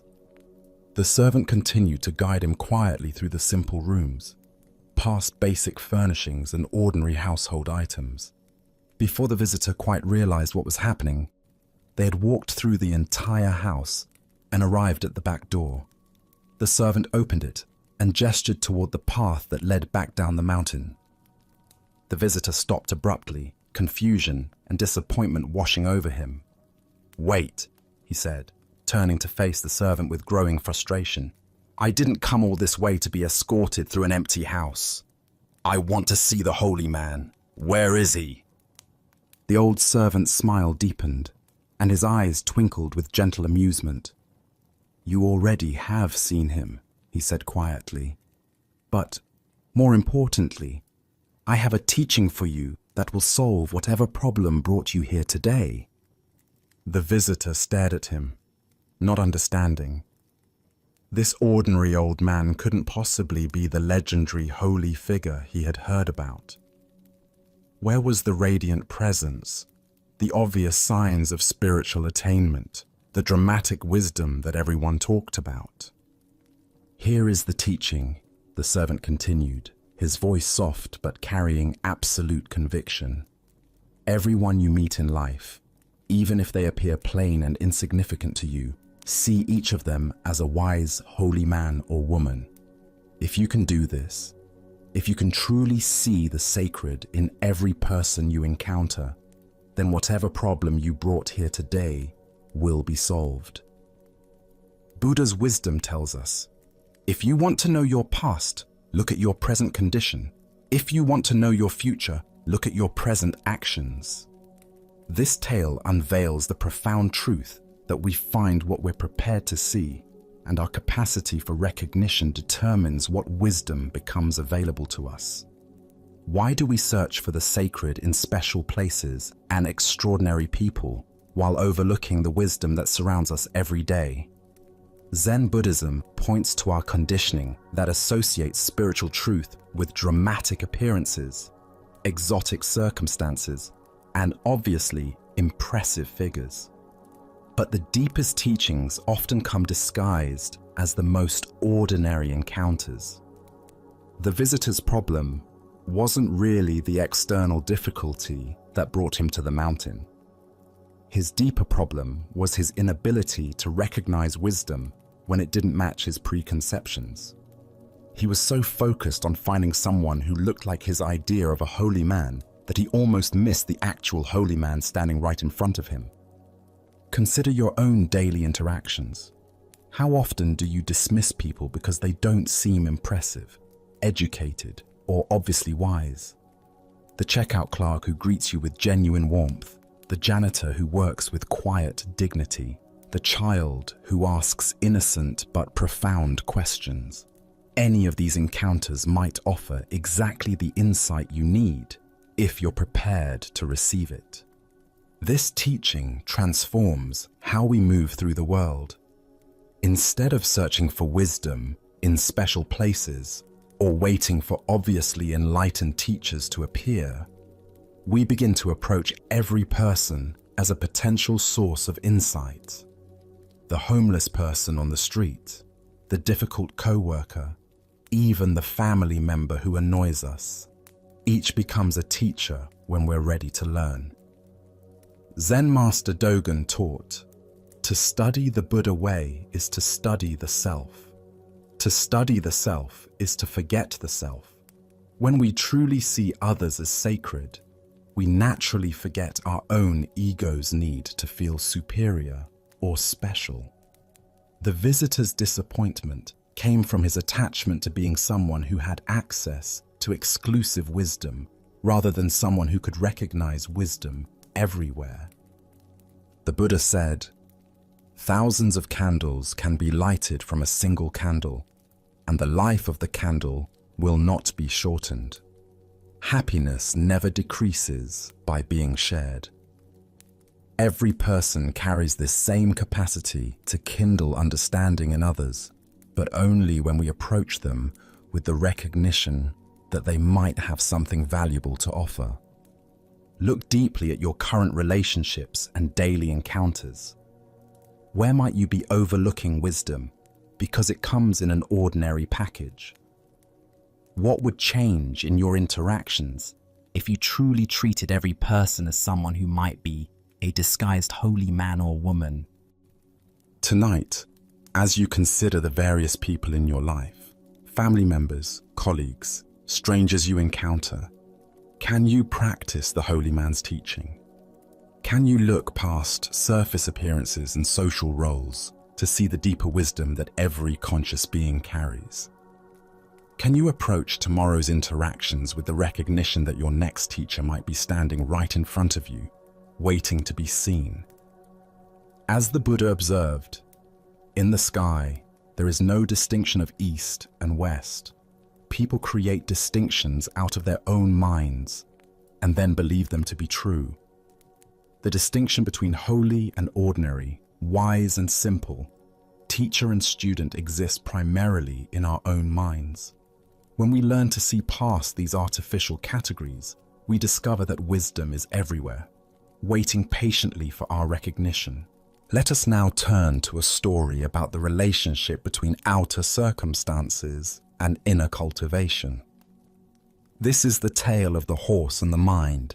In a remote mountain region where execution grounds served as sobering reminders of mortality, Zen master Bankai sought to test the depth of his spiritual realization. For several nights, he sat in meditation beneath a wooden crucifix, using the proximity of death to penetrate more deeply into the nature of existence. After completing this intense retreat, Bankai made his way to a nearby area where he could rest. He found a peaceful spot on an embankment surrounding a horse corral where he lay down to continue his contemplation under the open sky. As he rested there, absorbed in profound silence, a harsh sound shattered his peace. From within the corral came the violent sounds of a warrior brutally beating his horse.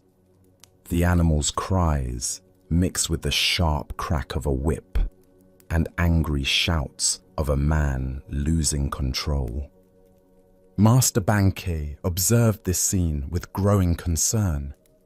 The warrior was clearly frustrated, taking out his inner turmoil on the innocent animal. Each blow seemed to make the horse more agitated, rather than more compliant, creating a vicious cycle of violence and resistance. Unable to remain silent, Bankai called out from his position. "Hey, what do you think you are doing?" The warrior, absorbed in rage, ignored the interruption and continued his harsh treatment. The beating intensified, and so did Bankai's concern for both the animal and the man degrading himself through such cruelty. "Hey!" Bankai called out again, his voice carrying the authority of someone who had spent years cultivating inner peace. "What do you think you are doing?" Still, the warrior continued, lost in frustration and anger. The horse became increasingly panicked, which only seemed to fuel the man's determination to force compliance through violence. A third time, Bankai's voice rang out. "Hey! What do you think you are doing?" This time, something in the master's tone penetrated the warrior's rage. The man stopped his beating, climbed down from his horse, and approached the embankment. As he drew closer, his expression changed. There was something about this stranger that commanded respect, a quality of presence that spoke of deep, inner development. "You were yelling at me," the warrior said, his voice still carrying traces of anger, but now mixed with curiosity. "Do you have something to tell me?" Bankai looked at the man with compassion, seeing not an enemy, but someone caught in the same cycles of frustration that trap us all. His response was simple yet profound. "Rather than beat your horse for being unruly, why not chastise yourself and train your own mind right?" The words hung in the air between them, like a bridge connecting two very different approaches to dealing with difficulty. The warrior had been trying to solve his problem through external force and control. Bankai was pointing to an entirely different possibility. As the Buddha observed, conquer anger with non-anger, conquer badness with goodness, conquer meanness with generosity, conquer dishonesty with truth. This teaching captures the essence of what Bankai offered the frustrated warrior. The recognition that our external struggles mirror our internal state. What emerges from this story is the profound insight that we cannot successfully force the world to conform to our expectations through aggression or control. The warrior's approach, beating the horse into submission, represents how we often try to manage difficult circumstances in our own lives. We become frustrated with external conditions and respond with force, criticism, or manipulation, never recognizing that the real work lies within. Why do we instinctively blame external circumstances for our frustration? Buddhist psychology explains that the untrained mind seeks to maintain its comfort by controlling its environment, rather than developing the flexibility to respond skillfully to whatever arises. This creates what Zen calls pushing the river, exhausting ourselves, trying to force reality to match our preferences. Consider how this pattern manifests in daily life. The computer that crashes during an important project becomes the target of our anger, when the real issue is our attachment to having technology work perfectly. The traffic jam that makes us late triggers road rage, when the actual problem is our expectation that travel should always be smooth. The family member who doesn't respond to our advice becomes the focus of our frustration, when the deeper issue is our need to control others' choices. In each case, we're like the warrior beating the horse, applying force to external circumstances while ignoring the internal conditions that create our suffering. The horse represents the uncontrollable aspects of life: other people's behavior, natural events, technological failures, and the inherent unpredictability of existence. Zen teacher Pema Chodron writes, "You are the sky, everything else is just the weather." This points to the same truth Bankai offered the warrior. Instead of trying to control the weather of external circumstances, we can develop the spacious awareness that remains calm regardless of conditions. The real training involves learning to work with our own minds, rather than trying to force compliance from the world around us. This doesn't mean becoming passive or accepting harmful situations, but rather approaching challenges from a place of inner stability rather than reactive frustration. Buddhist practice offers specific techniques for this internal training. Mindfulness meditation teaches us to observe our reactive patterns without being swept away by them. Loving kindness practice develops compassion for ourselves and others when things don't go as planned. Contemplation of impermanence helps us accept the changeable nature of all conditions. Tonight, as you encounter the inevitable frustrations of daily life, can you remember Bankai's teaching? When you find yourself wanting to beat the horse of difficult circumstances, can you pause and ask, what would it mean to train my own mind instead? Buddha's wisdom teaches us, hatred is never appeased by hatred in this world. By non-hatred alone is hatred appeased. This is a law eternal. The path to peace lies not in conquering external conditions, but in cultivating the inner qualities that remain stable, regardless of what the world presents. Let us now turn to a story about the deceptive nature of appearances and the masks we wear in seeking acceptance. This is the tale of the hungry abbot and the generous robe. In a bustling merchant quarter of an ancient Chinese city, where silk traders and wealthy families built elaborate houses behind high walls, there lived a man whose prosperity was known throughout the region. His mansion boasted carved jade doorways, courtyards filled with exotic birds, and servants who attended to every detail of daily life. This man took great pride in his position and was particular about maintaining his reputation among other prominent citizens. One morning, as autumn rain fell steadily on the cobblestone streets, a figure approached his ornate front gate.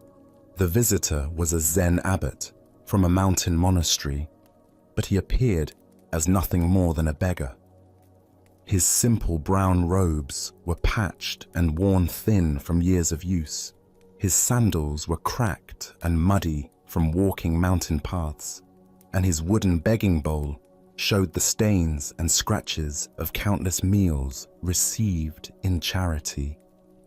The abbot stood quietly at the gate, rain dripping from his shaved head, and waited with the patient dignity that comes from years of spiritual practice.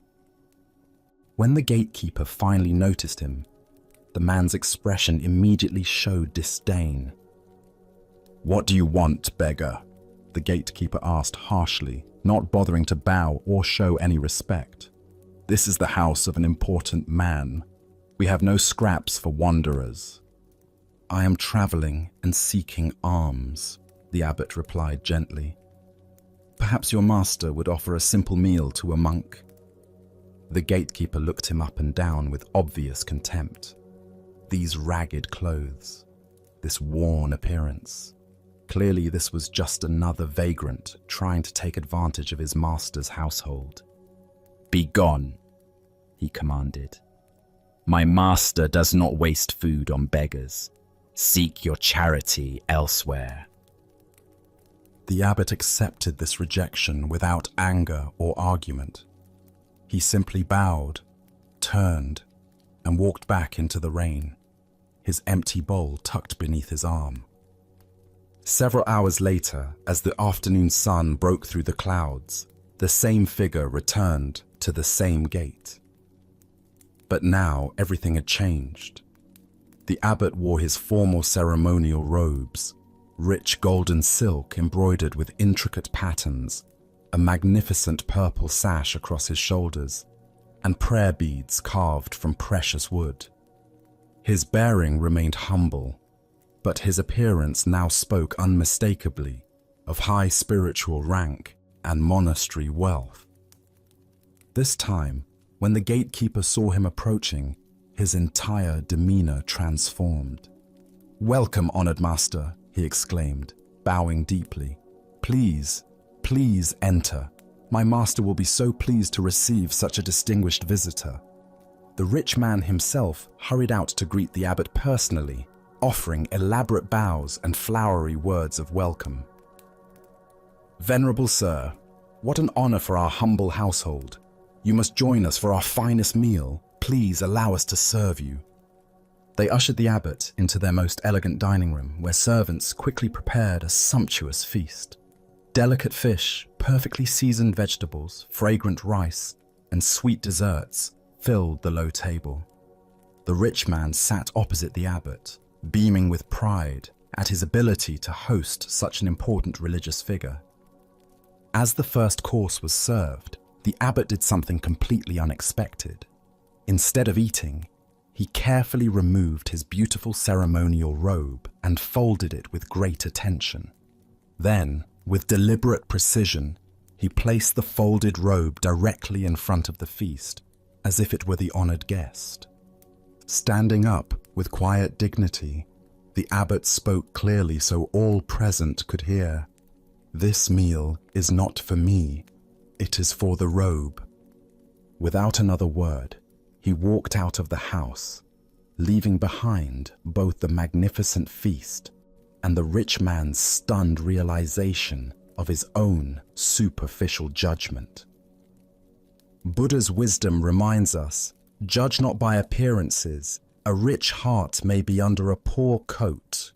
Here we discover how our fixation on external appearances creates barriers to genuine human connection and spiritual understanding. Why do we judge others so quickly based on their clothing, status symbols, or outward presentation? Zen Buddhism points to our conditioned mind's habit of creating categories and hierarchies based on surface appearances. This mental shortcut allows us to feel we understand people without the more challenging work of seeing their true nature. The rich man's household represents a pattern we all recognize in ourselves. How differently do we treat the well-dressed stranger versus the poorly dressed one? How does our attention change when someone mentions their impressive job title versus their humble occupation? How does our respect shift when we learn someone's wealth or poverty? This ancient wisdom illuminates our tendency to project worth onto external symbols, rather than recognizing the inherent dignity of every person.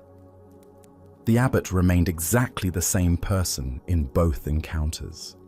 His wisdom, compassion, and spiritual realization unchanged by his clothing. Yet the household's treatment of him transformed completely, based solely on appearances. Look deeply at your own patterns of judgment. Perhaps you find yourself making assumptions about people in expensive cars versus old vehicles, designer clothes versus thrift store finds, prestigious addresses versus modest neighborhoods. Each of these judgments reveals how we've been conditioned to equate external appearance with internal worth. The story points us toward a fundamental question about authenticity. If we receive a different treatment based on our presentation, which version of ourselves is real? Are we the person in casual clothes running errands, or the person dressed professionally for important meetings? Are we the one seeking help, or the one offering it? In Zen practice, we cultivate what's called original face, the authentic self that exists beneath all roles, costumes, and presentations. This original face doesn't change whether we're wearing rags or ceremonial robes, whether others treat us with respect or dismissal. Zen Master Bankei taught, "Your original face is not born and does not die." This teaching invites us to recognize that our essential nature, our capacity for awareness, love, and wisdom remains constant, regardless of how others perceive us or how we present ourselves to the world. The abbot's teaching was not just for the rich man, but for all of us who might witness his story. By feeding the robe instead of himself, he revealed how often we relate to people's personas rather than their essence. We honor the title, the clothing, the symbols of status, while missing the actual human being present before us. Consider how this insight might transform your daily interactions. The server at your restaurant, the clerk at the store, the person asking for directions.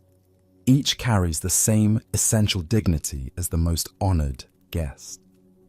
The challenge is seeing past the uniforms, the circumstances, the social roles, to the original face beneath. This doesn't mean we ignore practical realities or social conventions, but that we hold them more lightly. We can acknowledge someone's professional role while remembering their fundamental humanity. We can dress appropriately for occasions while knowing our worth doesn't depend on our wardrobe. Tonight, as you consider the various roles and presentations you inhabit throughout the day, can you sense the unchanging awareness that witnesses all these temporary costumes? Can you feel the original face that remains constant, whether others see you as important or invisible? The Buddha said, "Better than 1,000 hollow words is one word that brings peace." The abbot's silent gesture spoke more powerfully than lengthy sermons about equality and compassion. By walking away from the feast, prepared for his appearance rather than his essence, he offered a teaching that continues to resonate across centuries. Let us explore a story about the profound distinction between spiritual authority and worldly power. This is the Emperor's Invitation. In the mountains of Japan, where ancient pines whispered secrets to the wind, lived Master Taigu, a Zen teacher whose realization had become legendary throughout the land. His understanding of the Dharma was so profound that even learned scholars would travel great distances just to sit in his presence for a few moments. Word of his wisdom eventually reached the retired Emperor Go-Mizuno, a man accustomed to having the greatest minds of the realm summoned to his court. The emperor, intrigued by reports of this mountain sage, sent his most trusted messenger to Master Gudo with a request that Taigu be brought to the imperial palace for an audience. The invitation was presented with great ceremony, accompanied by silken scrolls and promises of honor. Yet when Master Gudo delivered this prestigious summons to Taigu, the master's response was immediate and unwavering. "I can be a host," Taigu declared simply, his eyes reflecting the same stillness as the mountain lake nearby. "I can never be a guest." The messenger, confused by this unexpected refusal, pressed the matter. "Master, do you understand? This is an invitation from the retired emperor himself, the greatest honor in the land." Taigu smiled gently. "That is precisely why I cannot accept. When one truly understands the Dharma, there is no position higher or lower. There is only the eternal host of truth, welcoming all who seek with genuine hearts." The emperor, upon hearing of this refusal, was initially puzzled, then impressed by the master's integrity. He did not extend the invitation again, recognizing something profound in Taigu's response. Years later, Master Taigu was heard to remark to his students, "Had I responded to the imperial summons, our school would likely have fallen into the dirt. True teaching cannot be commanded or displayed on demand." The Buddha once said, "Better than 1,000 hollow words is one word that brings peace." What emerges from this story is a teaching about the incorruptible nature of authentic spiritual authority and the dangers of seeking validation from worldly power. Why do we so often compromise our deepest principles when offered recognition or status? Zen Buddhism reveals that this tendency stems from what is called gaining mind, the ego's constant hunger for external validation and advancement. This mindset transforms spiritual practice into a commodity to be traded for social position, wealth, or influence. Our culture particularly struggles with this dynamic. We live in a society that equates worth with achievement, recognition with reality, and external success with inner fulfillment. The spiritual path becomes another arena for competition, another way to accumulate impressive credentials or associations with powerful people.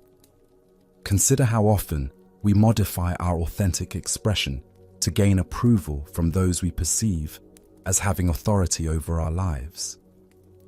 A teacher dilutes their message to avoid challenging students. An artist compromises their vision to secure a prestigious exhibition.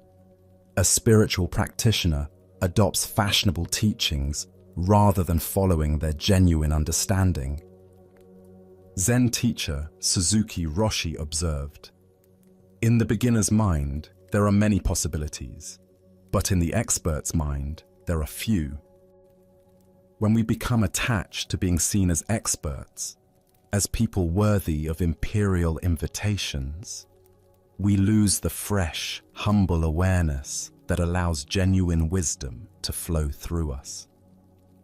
The deeper teaching here shows us that true spiritual authority cannot be granted by external sources, no matter how exalted. It arises naturally from direct realization and expresses itself through humble service to truth, rather than accumulation of prestigious positions. When we understand this, we become like Master Taigu, eternally the host, offering wisdom freely to sincere seekers while remaining unswayed by offers of worldly elevation. Taigu's refusal wasn't arrogance, but profound humility. He understood that the moment he accepted the role of court entertainer, performing wisdom for imperial approval, he would cease to be an authentic teacher and become merely another ornament of power. Tonight, as you reflect on areas where you might be seeking external validation for your inner work, can you identify where your authentic voice gets compromised for the promise of recognition? Can you find the courage to remain the host of your own truth, offering your gifts freely while staying unattached to how they are received by those in positions of worldly authority? Buddha's wisdom reminds us, thousands of candles can be lit from a single candle, and the life of the candle will not be shortened. Happiness never decreases by being shared.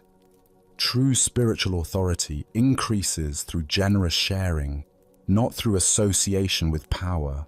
As we continue our journey through the wisdom of Zen Buddhism, let us turn to a story about how customs can outlive their purpose. This is the lesson of the monastery cat and the scholars who forgot.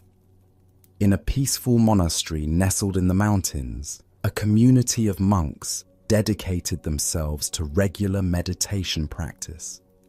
Every evening, as the sun set behind the peaks and shadows grew long across the temple grounds, they would gather in the meditation hall for their most important practice session of the day. This was a time of deep silence and inner contemplation that had been maintained for generations. However, the monastery was also home to a particularly vocal cat who had made the temple grounds his territory. This cat had developed the unfortunate habit of appearing during the evening meditation sessions, meowing loudly, knocking over water bowls, and generally creating disturbances that made it difficult for the monks to maintain the focused attention their practice required. Night after night, the monks would attempt to settle into deep meditation, only to be interrupted by the cat's antics. Some tried to ignore the disruptions.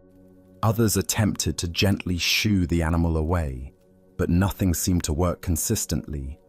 The cat seemed to have an uncanny ability to choose the most inopportune moments for his loudest and most distracting behavior.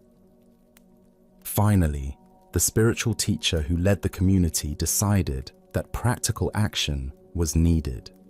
Rather than allowing the evening practice to continue being disrupted, he instructed his students to gently capture the cat before each meditation session and tie him securely in a corner of the hall where he could do no harm. This simple solution proved effective. The cat, though present, could no longer disturb the monk's concentration. Years passed peacefully with this arrangement. The evening meditation sessions proceeded without interruption. The monks deepened their practice, and the cat seemed content enough with his restrained position during the evening hours. This became the established routine that everyone accepted as normal and necessary. When the old teacher eventually died, the monks naturally continued all the practices he had established, including the evening tying of the cat.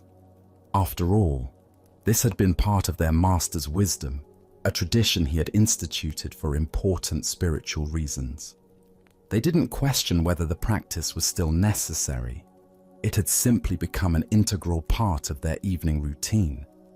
In time, the original cat also died, having lived a full life in the monastery. The monks, now thoroughly convinced that having a tied cat was essential to proper meditation practice, went to great lengths to acquire another cat specifically for this purpose. They searched until they found a suitable replacement and continued the tradition without interruption. Generations of monks came and went, each learning from their predecessors that tying a cat during evening meditation was a crucial element of their spiritual practice. None questioned why this was necessary. It was simply how things had always been done in their tradition. Centuries later, learned descendants of the spiritual teacher wrote scholarly treatises about the religious significance of tying up a cat for meditation practice.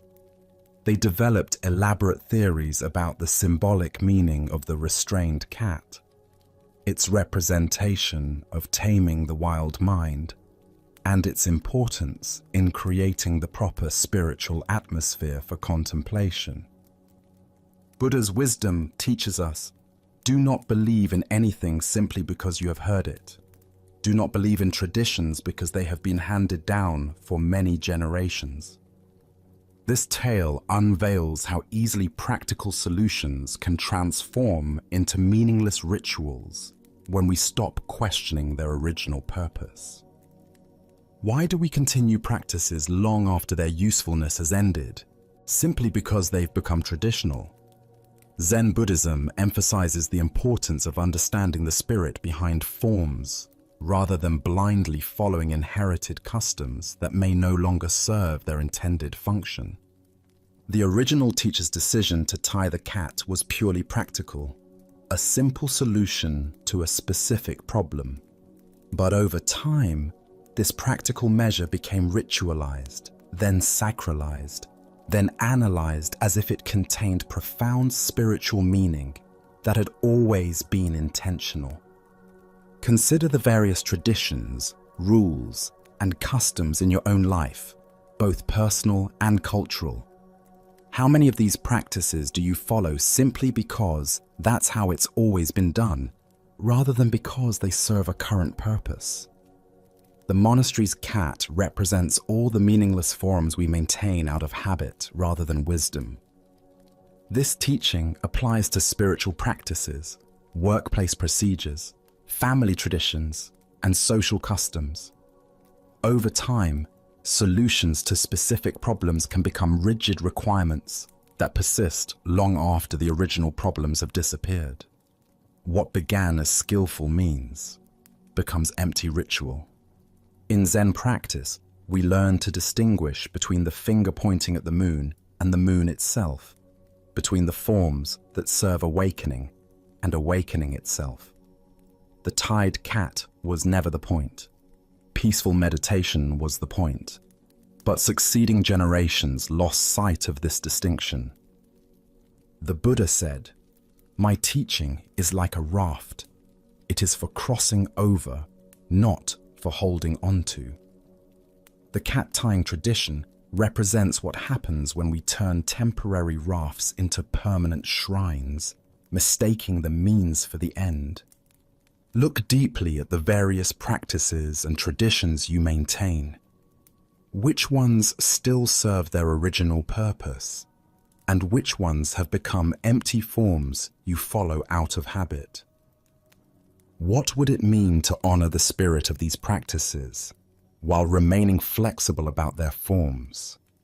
The scholars who wrote treatises about the cat's religious significance weren't intentionally creating false doctrine. They genuinely believed they were preserving important wisdom.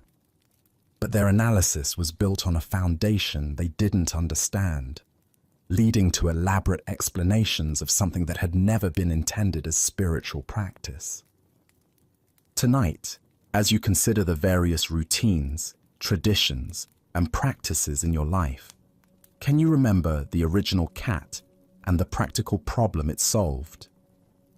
Can you distinguish between forms that still serve their purpose and those that have become meaningless repetition? As the Buddha observed, believe nothing merely because you have been told it.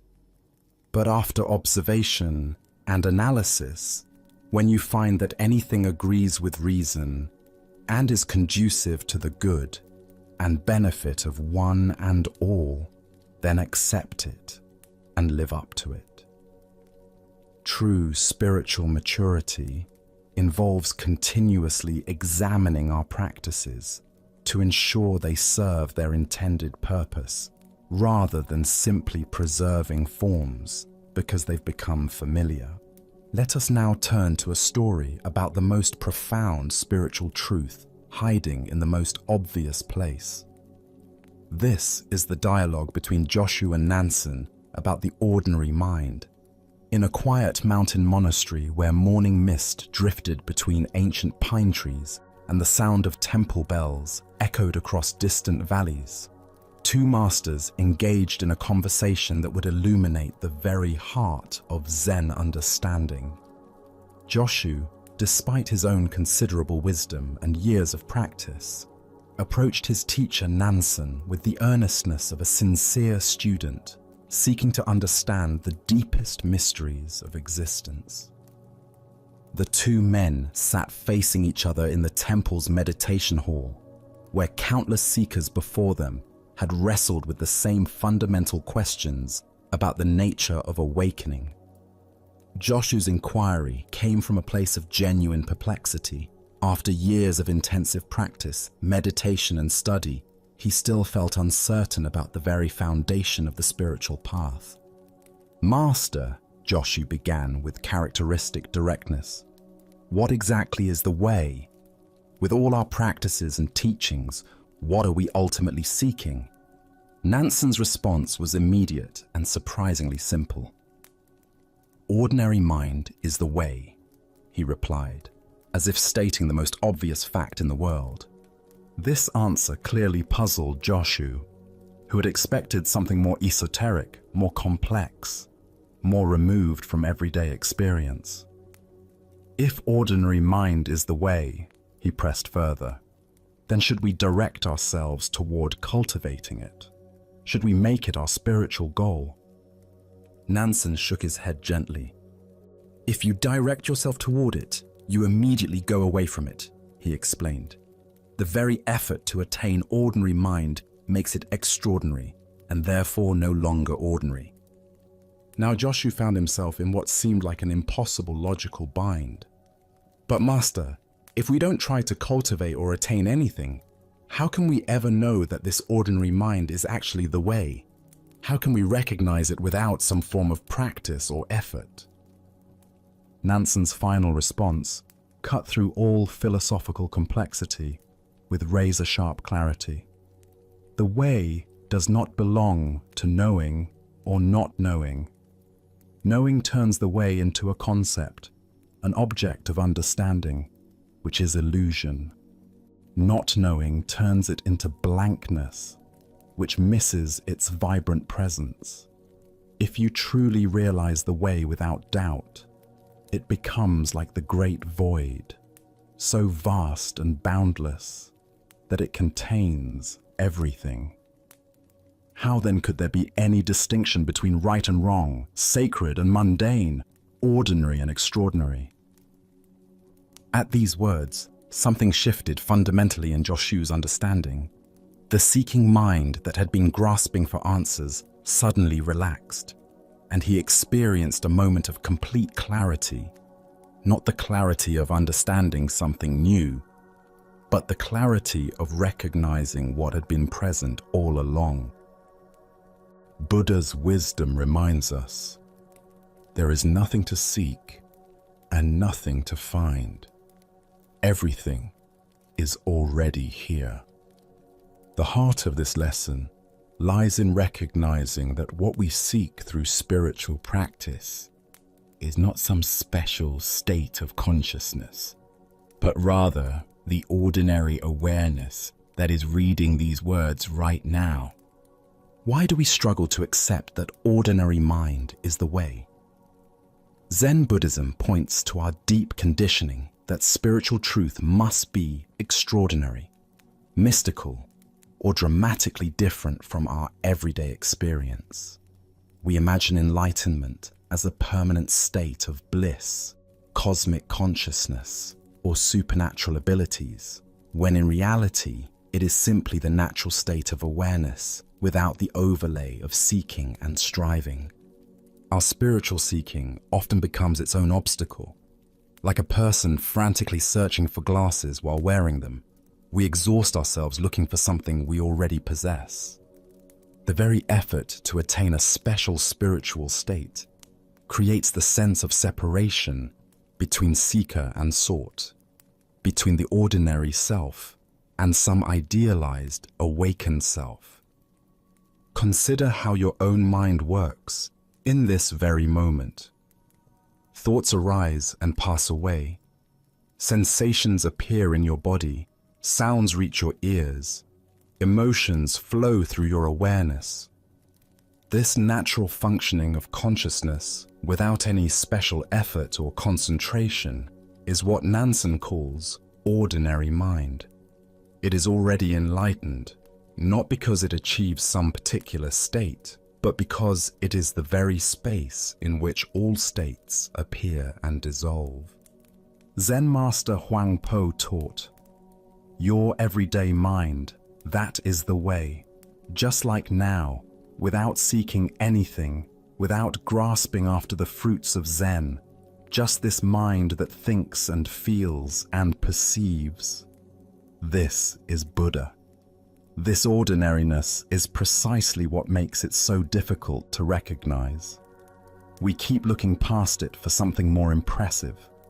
The great void that Nansen mentions is not empty space, but rather the spacious awareness in which all experiences arise.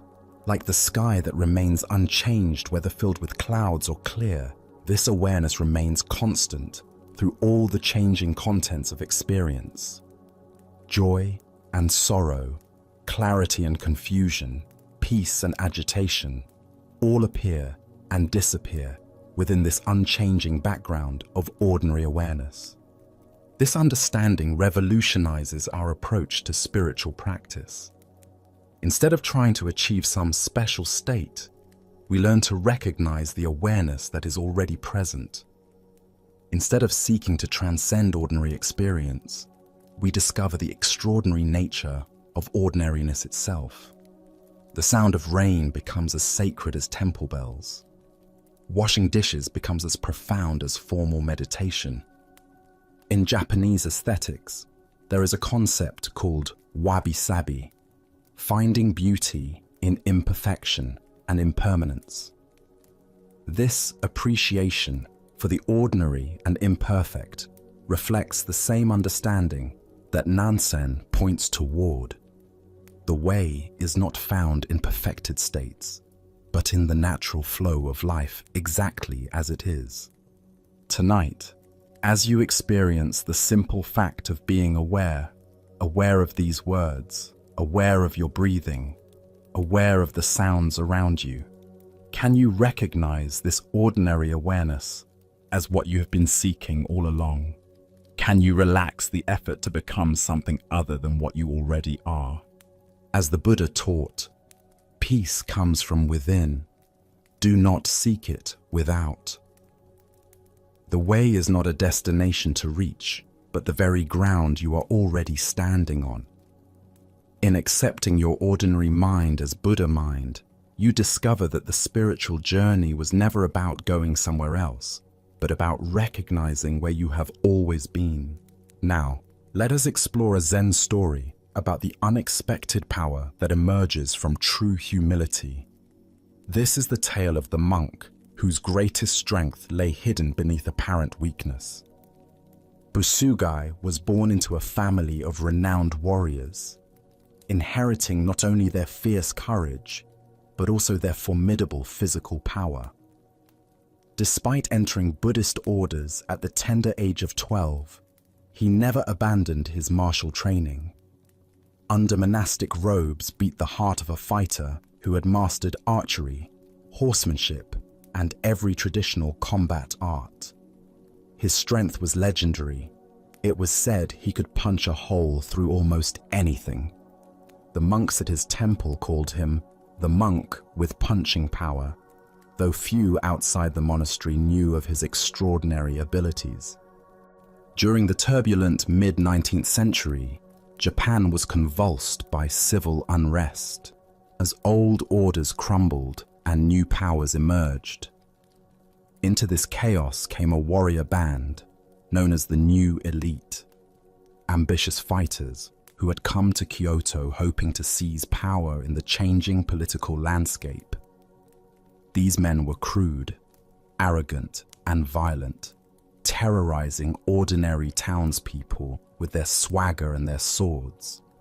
They considered themselves above both law and courtesy, taking what they wanted and harming anyone who opposed them. One afternoon, Butsugai was walking quietly through Kyoto's streets when the sound of clashing bamboo practice swords drew his attention. Following the noise, he found himself outside the New Elite's quarters, watching through a window as the warriors trained. His monk's curiosity about martial technique overcame his usual discretion, and he lingered to observe their methods. Several warriors noticed the raggedly dressed monk peering in at them. Angered by what they saw as spying, they stormed outside and surrounded him aggressively. "What do you think you're doing here?" they demanded. "Who gave you permission to watch our training?" Butsugai bowed humbly, his voice soft with apology. "Please forgive me, honored warriors. I am only a simple monk who has just come down from the mountains.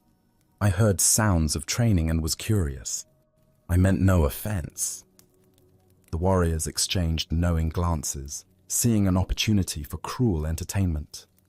"Anyone who spies on our training must know something about martial arts," they declared with menacing grins. "We insist that you demonstrate your skills. Come inside and face us." Despite his protests, Butsugai could not refuse without seeming cowardly. Reluctantly, he followed them into their training hall, where eager warriors began taking up bamboo swords to test this apparently helpless monk. What happened next astonished everyone present. Without showing the slightest alarm or aggression, Butsugai took his iron ceremonial scepter, a ritual object no one would have considered threatening, and began defending himself. Each warrior who attacked found his bamboo sword smashed to pieces by the monk's precise, effortless movements. One after another they came, and one after another their weapons were destroyed. Within minutes, several dozen elite fighters had been overcome by a single ragged monk who seemed barely to be trying. The sound of combat drew the attention of Kondo Isamu, the leader of the New Elite, and a warrior of fearsome reputation. Stepping into the training hall with a spear in his hands, he announced, "Your skills are too much for these young knights, monk. But now I, Kondo Isamu, challenge you to face a real master. They call me a genius of the martial arts." Suddenly, Butsugai's entire demeanor changed. His eyes went wide with terror, and he threw himself to the ground in abject prostration. "Kondo Isamu," he cried out, "I have heard your legendary name. Your reputation as a martial genius is known throughout Japan. A wandering monk like me could never hope to stand against someone of your incredible skill. Please, have mercy and let me go." This display of apparent cowardice only emboldened Kondo further. "Stand up and fight," he commanded. "I won't let you leave after such a demonstration. Prepare yourself." Forced into the confrontation, Butsugai reluctantly rose to his feet, still trembling with seeming fear. When Kondo offered him proper weapons, a bamboo sword or wooden spear, Butsugai shook his head. "As a Buddhist monk, I should not take up weapons of violence. This ceremonial scepter will have to suffice." Kondo pressed him further, insisting that the monk arm himself properly for their duel. Growing desperate, Butsugai reached into his traveling pouch and withdrew two simple wooden begging bowls, gripping one in each hand. "Very well, he said to the astonished warrior chief. "These will have to do. Please, go ahead and try to spear me if you can." This apparent insolence infuriated Kondo beyond measure. Here was a trembling monk claiming he could defend himself against a master spearman using nothing but eating bowls. The warrior's face flushed with rage as he gripped his weapon, determined to end this mockery with a single devastating thrust that would shatter the monk's ribs. For nearly half an hour, Kondo stood motionless, his spear poised, studying his opponent with unblinking intensity. He was looking for the perfect opening, the moment of vulnerability that would allow him to strike with overwhelming force. But somehow, no matter how carefully he observed, he could find no gap in the monk's unusual defense. Finally, convinced he had spotted his opportunity, Kondo unleashed every ounce of power and rage he possessed in one tremendous spear thrust aimed directly at Butsugai's chest. The attack came with the speed of lightning and the force of a mountain avalanche. But Butsugai moved with even greater speed and impossible agility. Slipping the attack by mere inches, he immediately caught the spear shaft between his two wooden bowls, clamping it in a grip so powerful that it became absolutely immovable. The bowls, simple objects meant for collecting food donations, had become an unbreakable vice. Kondo pulled and pushed with all his might, his face turning red with exertion, sweat pouring down his brow. He twisted the spear this way and threw his entire body weight against it, but could not free his weapon from the monk's impossible grip. The harder he struggled, the more securely trapped his spear became between those ordinary begging bowls. After allowing this futile struggle to continue for some time, Butsugai suddenly released the spear with a piercing shout that seemed to shake the very walls. The abrupt release sent Kondo tumbling backward with such force that both he and his spear flew 20 or 30 feet across the training hall. Kondo lay stunned for a moment, then slowly rose to his feet. All his arrogance had evaporated. Bowing deeply to Butsugai, he spoke with genuine humility and respect. "Your skills are truly extraordinary, far beyond anything I have ever encountered. Who are you, really?" "I am simply a wandering monk named Butsugai," came the quiet reply. "So you are the famous monk with a punch," Kondo exclaimed, finally understanding who he had been facing.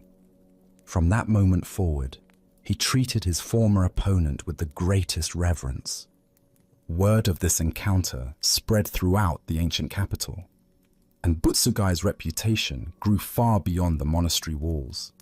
Yet when he completed his Zen studies and went into seclusion to deepen his realization, he showed no interest in fame or worldly success. Soon, however, people began gathering around him to study both Zen and martial arts, drawn by his unique combination of spiritual wisdom and physical mastery. A young swordsman once sought him out, asking for instruction. When Butsugai inquired about his purpose, the young man gave a remarkable answer: "I have come to die at the teacher's fists."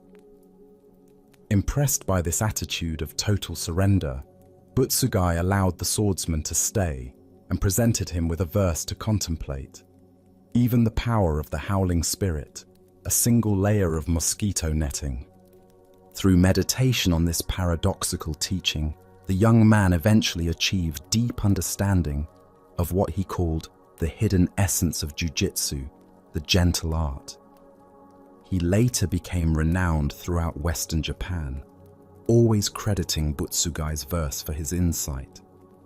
Despite receiving invitations from major barons who offered him the finest temples and luxurious accommodations, Butsugai remained in a poor temple until his death, wearing simple clothing and living contentedly on the bare necessities, never seeking anything beyond what he needed. Ancient Buddhist wisdom tells us, the sage does not attempt anything very big and thus achieves greatness. Here we discover how true power often conceals itself behind apparent weakness, and how genuine humility can be the most potent force of all. Why do we associate power with aggression and dominance, rather than with skillful restraint? Our conditioning teaches us that strength must be displayed to be real, that victory requires the humiliation of opponents, that true mastery announces itself loudly. Butsugai's example reveals the profound difference between force and power, between conquest and mastery. This tale unveils the sophisticated strategy that emerges from genuine spiritual development. Butsugai's apparent terror before Kondo wasn't cowardice, but tactical brilliance. By allowing his opponent to become overconfident and enraged, he created the very conditions that made victory possible. His humility wasn't weakness, but the highest form of martial intelligence. The transformation from iron scepter to wooden bowls represents something profound about authentic spiritual power. The scepter, a symbol of religious authority, worked effectively against the ordinary warriors. But when facing the master, Butsugai instinctively reached for the most humble tools of his trade, begging bowls that represented his dependence on others' generosity. These simple objects became more powerful than any weapon, demonstrating that true strength emerges not from hardness, but from flexibility, not from aggression, but from responsiveness. Consider how often in your own life you might achieve more through strategic vulnerability than through displays of force. How many conflicts could be resolved more elegantly through apparent yielding than through direct confrontation? What would shift if you trusted that your genuine humility might be more influential than your attempts to prove your strength or correctness? Butsugai's verse about the mosquito netting points to the deepest level of this teaching. Even the most overwhelming force can be neutralized by the gentlest, most flexible response. A mosquito net stops insects not through hardness, but through appropriate positioning. Water defeats rock not through aggression, but through persistent gentleness. True martial arts, like authentic spirituality, finds the path of least resistance that accomplishes the greatest good. Zen Master Takuan taught, the mind that is anxious to win will meet with certain defeat. Butsugai's victory came not from wanting to defeat anyone, but from responding appropriately to each moment. Against the ordinary warriors, appropriate response meant efficient defense. Against their leader, it meant appearing weak until the perfect moment for revelation. The young swordsman's declaration that he came to die at the teacher's fists represents the attitude that authentic learning requires, the willingness to let our false confidence, our ego's need to appear strong, our attachment to seeming invulnerable, all be destroyed in encounter with genuine mastery. Tonight, as you reflect on your own relationship to strength and weakness, can you sense the difference between power that needs to prove itself and power that serves from concealment? Can you feel how your genuine humility might be more transformative than your attempts at impressiveness? As the Buddha taught, better than 1,000 hollow words is one word that brings peace. Sometimes the gentlest response carries the greatest power to transform conflict into understanding. Tonight, as we gently close this shared experience, can you feel how the calm you've discovered isn't something borrowed or temporary, but something that has always belonged to you? Can you sense that the deep quiet you've touched tonight doesn't live only in these ancient tales, but rests naturally in your own awareness, patiently waiting for you to remember it's there. The Buddha reminded us, the way is not in the sky, the way is in the heart. Reflecting on this timeless wisdom, notice how tranquility and understanding don't require perfect conditions or special techniques, but bloom naturally from within your own being, available in any moment you choose to turn inward. Throughout tonight's journey, each tale has whispered the same profound truth in different ways. That struggle softens when we stop fighting what is.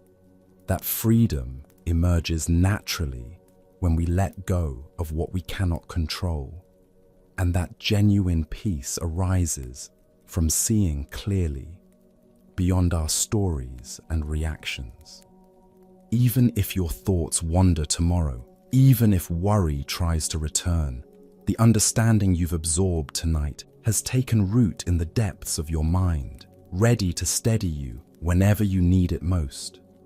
Consider, as you prepare for rest, that these ancient teachings have revealed not some distant wisdom, but a way of being fully present right where you are.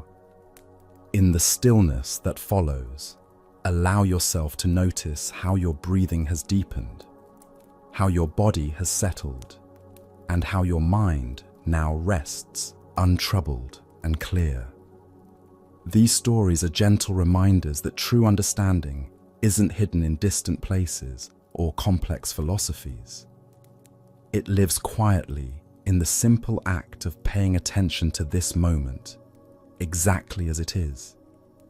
Tonight, you've touched that truth, a truth that becomes visible when we pause and really listen. As you carry this peaceful energy back into your everyday world, take with you not just the tales themselves, but the deep calm and clarity they've awakened in you. May this tranquility remain close by, lighting your path through whatever tomorrow may bring. Sleep well, and thank you for joining us on this journey at Sleepy Monk.